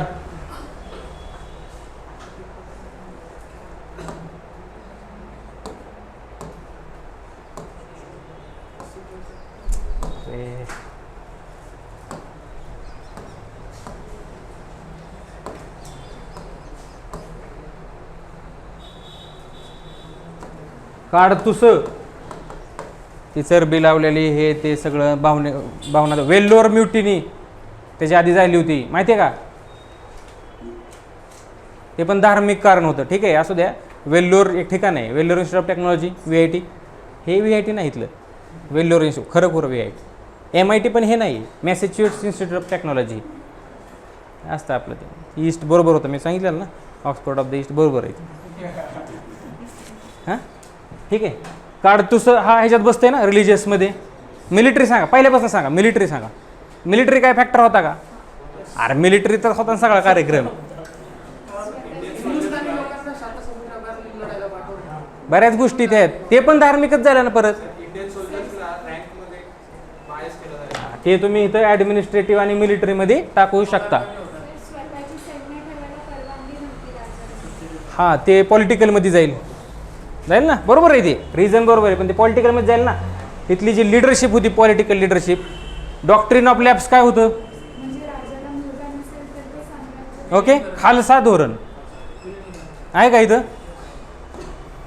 स्ट्रॅटेजिक ते IR मध्ये वापरायचं आहे, इंटरनॅशनल रिलेशन. असं तुम्ही हिस्ट्री नाही, जगदुनियाचा आन्सर लिहू शकता. सोशल काय होतं का? ब्रिटिशांचा रूलच सोशल फॅक्टर आहे ना मोठा. White man's burden. तुम्ही अशिक्षित आहात, तुम्ही असंस्कृत आहात, आम्ही येणार आणि तुम्हाला सुसंस्कृत बनवणार. बरोबर ना? माहिती आहे ना व्हाईट मॅन्स बर्डन? येईल पुढं तुम्हाला एक कार्टून आहे ते व्हाईट मॅन्सचं बर्डनचं, दाखवतो मी तुम्हाला. आपल्याला येऊन ते सभ्य करणार होते, बरोबर ना? एन्शियंट सिव्हिलायझेशन, बरोबर ना? सिंधू, सरस्वती, सप्त सिंधू, इंडस व्हॅली, हडप्पन, मोहेंजोदडो, काय म्हणायचं म्हणा. ठीक आहे, आपण 5000, 2500-3000 म्हणजे 5000 वर्षापूर्वीचं तर आपल्याला ज्ञात असलेल्या गोष्टी माहिती आहेत. व्हॉट्सअप युनिव्हर्सिटीमध्ये आपल्या त्याच्यापेक्षा जुनं आहे आपलं, बरोबर ना? अमेरिकेचा शोध लावलाय त्या कोलंबस आत्ता, पण ते आपल्याला सभ्य करणार होते इथे येऊन. एन्सायक्लोपीडिया आपण लिहिलं आधी, त्यांनी कॉपी केलं, माहिती ना? स्तूपा बघून ताजमहाल तयार झाला, स्ट्रक्चर माहिती ना? काल चोलाजवर प्रश्न आलता, बघितला का? चोल साम्राज्य, चोल गेले पण चोलांचं आर्ट अँड आर्किटेक्चरमध्ये जे काय योगदान होतं.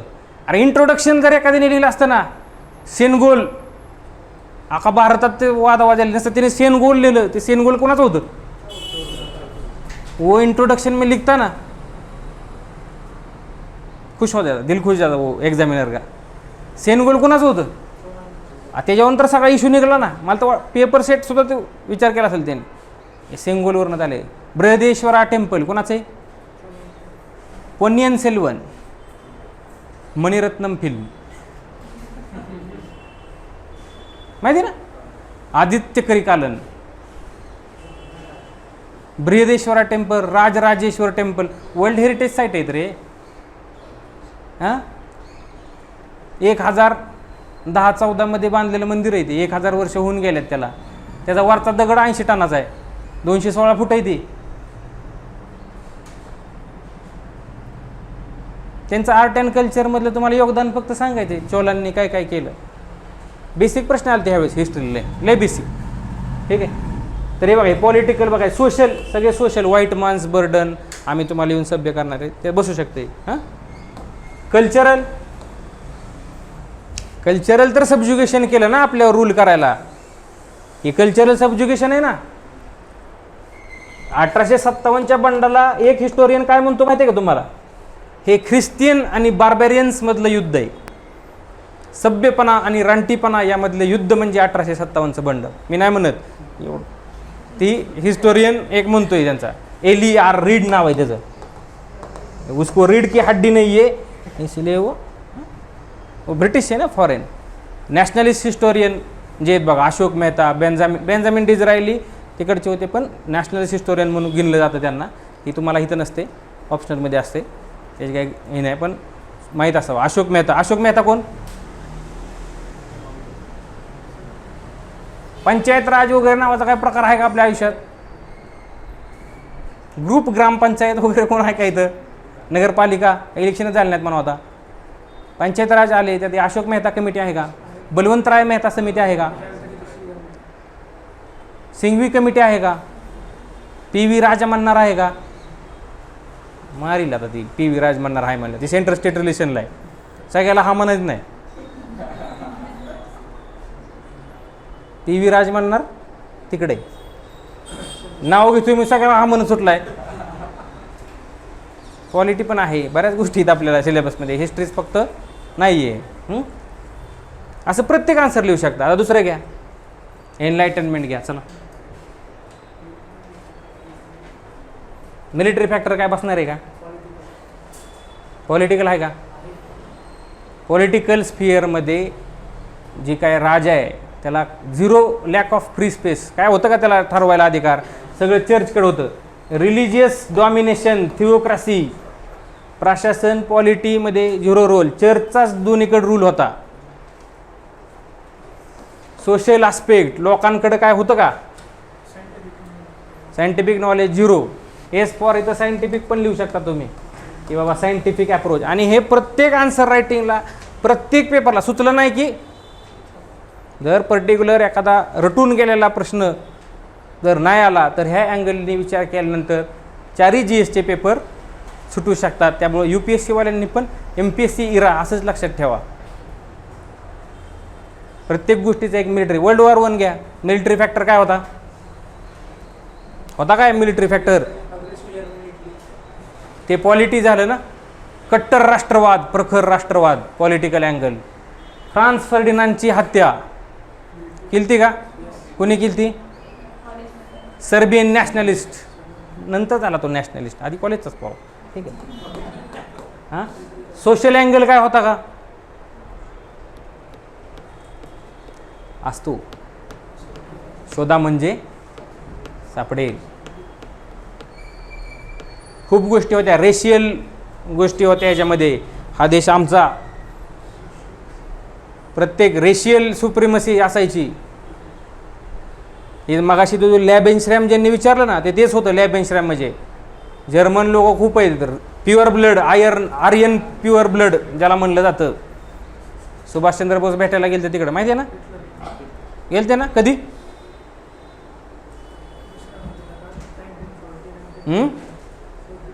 45 नंतर फक्त लिहू नका, बाकी संपला विषय. हिटलर गेल्यानंतर प्लॅन चिट वगैरे तर काय विषय नाही. फॉरवर्ड ब्लॉक झाल्यानंतर गेलते. फॉरवर्ड ब्लॉक काय आहे? फॉरवर्ड त्यांचा पक्ष होता. काँग्रेसमधनं बाहेर पडल्यानंतर सुभाषचंद्र बोस पडलेले ना बाहेर, कशामुळं?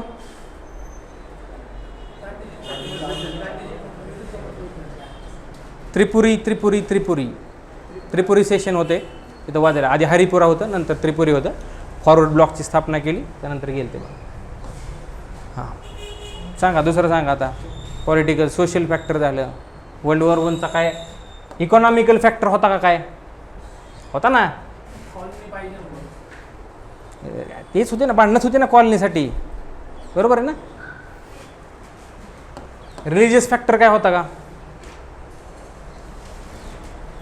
ऐसा सोचो. जर एखादा आन्सर नाही सापडलं पर्टिक्युलर, अरे इसको ॲनालिसिस बोलते, दुसरा किसको नाही बोलते. ॲनालिसिस काय असतं?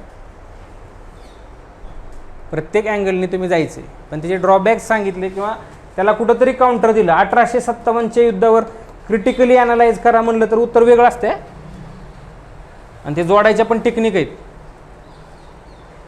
1857चं युद्ध हे पहिले स्वातंत्र्य युद्ध होते. क्रिटिकली ॲनालाइज करा. काय लिहिताल?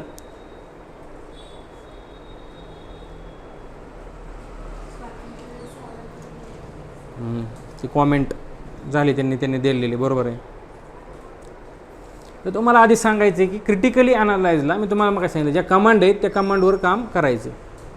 क्रिटिकली ॲनालाइज म्हणजे जे काय तुम्ही पॉझिटिव्ह द्यायचे आहेत की बाबा हां कसं ते स्वातंत्र्ययुद्ध होतं, युअर लास्ट पॉईंट जे पॉझिटिव्हचा असला पाहिजे की सगळा इंडियामधून हे झालं होतं, पण जेव्हा काउंटर करचाल तुम्ही तेव्हा त्याचा पहिला पॉईंट असला पाहिजे but south India was largely unaffected. इतकं मेकॅनिकल नाही दिसलं पाहिजे की 4 पॉझिटिव्ह लिहिल्या 4 निगेटिव्ह लिहिल्या. चौथा पॉईंट पॉझिटिव्हचा पहिल्या निगेटिव्ह पॉईंटशी कनेक्ट असला पाहिजे. You should maintain the flow of the answer. ठरवून नाही देत डोक्यात आता मी 4 पॉझिटिव्ह लिहिणार, आता मी 4 नाही, ऐसा नाही होता. होतं का साऊथ इंडियातनं काय 1857ला मेरठचा उठाव, लखनौ, बेगम हजरत महल, तात्या टोपे कानपूरला गेले, चेन्नई, मद्रास, बेंगलोर, काय आहे का? तिथं कनेक्ट करायचं आहे तुम्हाला. तिथं तुम्ही निगेटिव्ह सांगू शकता की कॉमन मासेस कुठं होते, किती ठिकाणी होते कॉमन मासेस. मेजर चंक काय होतं, जे डॉक्ट्रिन ऑफ लॅप्सवाले होते, बरोबर. असे कनेक्ट करायचे जे निगेटिव्ह पॉईंट पण असं असलं तरी मेजर उठाव होता. It was a culmination. त्याच्या आधी बरेचसे उठाव झालेले होते देशभरात, जे बघू आपण. हो अपरायझिंग्स, चुवार अपरायझिंग्स, असे बरेच अपरायझिंग होते, वेगवेगळे उठाव झालेले होते. शेतकऱ्यांचं बंड, असे बरेचसे बंड झाले. त्याचं कल्मिनेशन मोठ्या प्रमाणात होतं ते 1857चं बंड होतं. असं तुम्हाला एंड करायचं. जर ॲनालाइज असतं तर तुम्हाला निगेटिव्ह सांगायची काय गरज नाही, तुम्ही कोणत्याही अँगलने एका जाऊ शकता. पण क्रिटिकली ॲनालाइज करताना पण गोष्टी समजल्या पाहिजे, कसं लिहायचं आहे कसं नाही लिहायचं आहे. आता तुम्हाला लिमिटेशन काय आहेत एनलायटनमेंटच्या? क्रिटिसिझम स्क्रीनवर होतं तिथं. Gender equality was missing. Mechanical होती. रोमॅन्टिसिझम त्याचंच काउंटर म्हणून झालं. युरोसेंट्रिझम, बरोबर. मॉन्टेस्क्यूचं सेपरेशन ऑफ पॉवर्स लिहिलं तुम्ही, बरं. ही आयडियाज कशा कशातनं स्प्रेड झाल्यात बघा. न्यूजपेपर आहेत, जर्नल आहेत, सलून्स आहेत. सलून म्हणजे ते नाही, सलून म्हणजे gatherings of philosophers. Gatherings of philosophers was non as salons. ती पहिले दाखवला का फोटो बसल्यात सगळे काय नियोजन आहे, ते सलून होतं. सलून म्हणजे, आणि असे शब्द यावं लागतात ना आन्सरमध्ये. सलून्स म्हणजे ह्याला माहिती आहे हवाई बातें नाही चल रही. जरी जनरल स्टडीजचा पेपर असला तरी पर्टिक्युलर शब्द लागतात.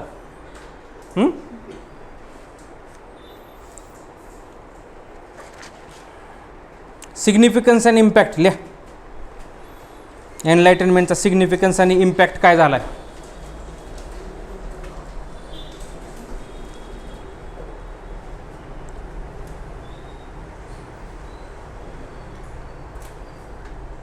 बरोबर आहे बघा. इथं ऑनलाईनमध्ये बघा रेशियल मुद्दा बरोबर दिला आहे बघा हे अमृता मॅडमने, की इंडियन लोकांना खालच्या स्तरावरची पदे देत होतात. रेशियल सांगितलं ना 1857मध्ये. त्याला काय म्हणतात? Covenanted civil service was not open to Indians. माहिती आहे ना, कॉव्हिनेटेड सिव्हिल सर्व्हिस म्हणजे उच्च पद नव्हती आपल्याला, किरकोळ कामं द्यायची आपल्याला. रेशियलच होतं ना ते. ह्या गोष्टी हे पर्टिक्युलर लक्षात ठेवा. हे बायबल आहे तुमचं. तुम्हाला नाही आठवलं ना, तुम्ही टाकून बघा, घरी जा. पॉलिटी झालं असेल तुमचं जे झालं आहे ना ते टाकून बघा. हे सगळं बसतं. हे तर बघा, हे ई जे असते ना ह्याच्यावर अख्खी दुनियाच आहे इकॉनॉमी. बरोबर आहे ना. अख्खा मार्क्स ह्याच्या होतोय ना. ते कशात पण फिरवून तिथंच मार्क्स तिथंच येतात. ती मार्क्सियन हिस्टोरियन असतात सगळे. ते लास्टला फिरवून काय पण येऊन देते, पैशावर जातात. बोर्जॉ क्लास आणि प्रोलेटेरिएट ऐकले ना, अहेरे वर्ग आणि नाहिरे वर्ग, ते लास्टला तिथंच जाणार फिरून. नॅशनल हिस्टोरियन लास्टला राष्ट्रवाद ठरलेलं असतं ती. त्यातल्या तुम्ही सिग्निफिकन्स आणि इम्पॅक्ट काय झाला आहे बघा ह्याच्यात. एनलायटनमेंटचा ग्रोथ ऑफ अवेकनिंग झाली, ठीक आहे, प्रबोधन झालेलं आहे, एक नवीन विचार उदयास आला आहे बघा. बऱ्याच ठिकाणी सेक्युलर पॉलिटी, धर्मनिरपेक्ष राजसत्ता उदयास आल्यात, किंवा कॉन्स्टिट्युशनल मोनार्की, घटनात्मक राजेशाही तयार झाल्यात बघा बऱ्याच ठिकाणी. इलेक्टेड पार्लमेंट, निवडून आलेलं संसद तयार झाली बघा. इट लेड टू दी फेट ऑफ मिडिव्हलिझम असल्या. इट लेड टू दी फेट ऑफ मिडिव्हलिझम म्हणजे मध्ययुगवाद जे ना, मध्ययुगाचं मध्ययुगीन मानसिकतेचा अंत याने झालेला आहे बघा.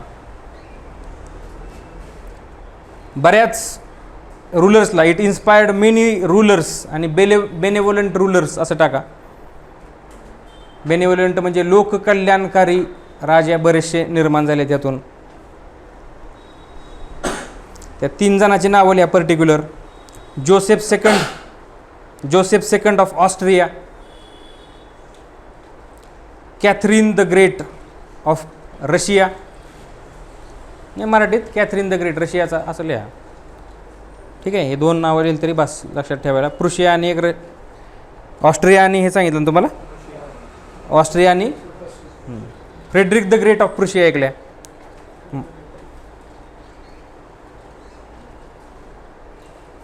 हा जो फ्रेडरिक द ग्रेट जो होता ना बघा प्रुशियाचा, त्यांनी सांगितलं होतं की मी first servant of the state आहे मी.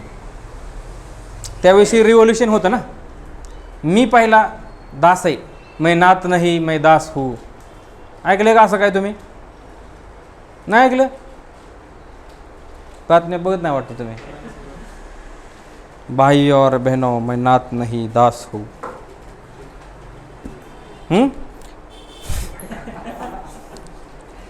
बरं, पॉलिटिकल रिव्होल्युशन्सला इन्स्पायर केलं. त्यातले 2 नावं लिहा, अमेरिकन रिव्होल्युशन, फ्रेंच रिव्होल्युशन, आणि एक युरोपियन रिव्होल्युशन पण लिहा कंसातल्या.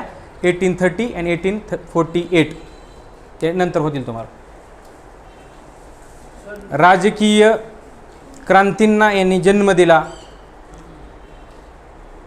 किंवा प्रभावित केले, इन्स्पायर म्हणजे त्यातली 3 नावं लिहा. अमेरिकन रिव्होल्युशन, अमेरिकन राज्यक्रांती, फ्रेंच राज्यक्रांती आणि युरोपियन राज्यक्रांती.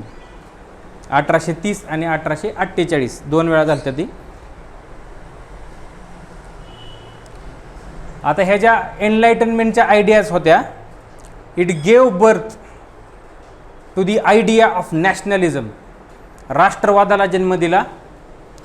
त्या राष्ट्रवादामुळं पुढं हे आयडियाज ऑफ एनलायटनमेंट जे आहे, हे जे काही एनलायटनमेंटच्या आयडिया आहेत, ह्यांनी राष्ट्रवादाला जन्म दिला, nationalism.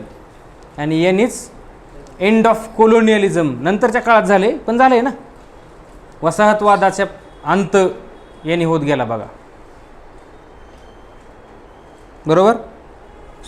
It was also responsible for the growth of new kind of literature. Romanticism तेच होतं ना, ह्याला विरोध म्हणून होतं. विरोध म्हणून का होईना, पण नवीन लिटरेचर त्याच्यामुळे तयार झालं ना, नवीन पद्धतीचे. नवीन फिलॉसॉफर्सला जन्म दिला. ते फिलॉसॉफर्स तुम्ही माहितीच आहेत तुम्हाला सगळे, मॉन्टेस्क्यू, रुसो वगैरे. सायंटिफिक नॉलेज वगैरे वाढलं हे ते तुम्हाला माहिती आहे. हां, ते आहे. तुम्ही इंडस्ट्रियल रिव्होल्युशन होता ना तुम्हाला ते ह्या गोष्टी बेसिक आहेत की सायंटिफिक रिव्होल्यूशन जर झाली ह्यानी तर उससे मशीन बने, मशीन से फिर औद्योगिक क्रांती झाली. ठीक आहे.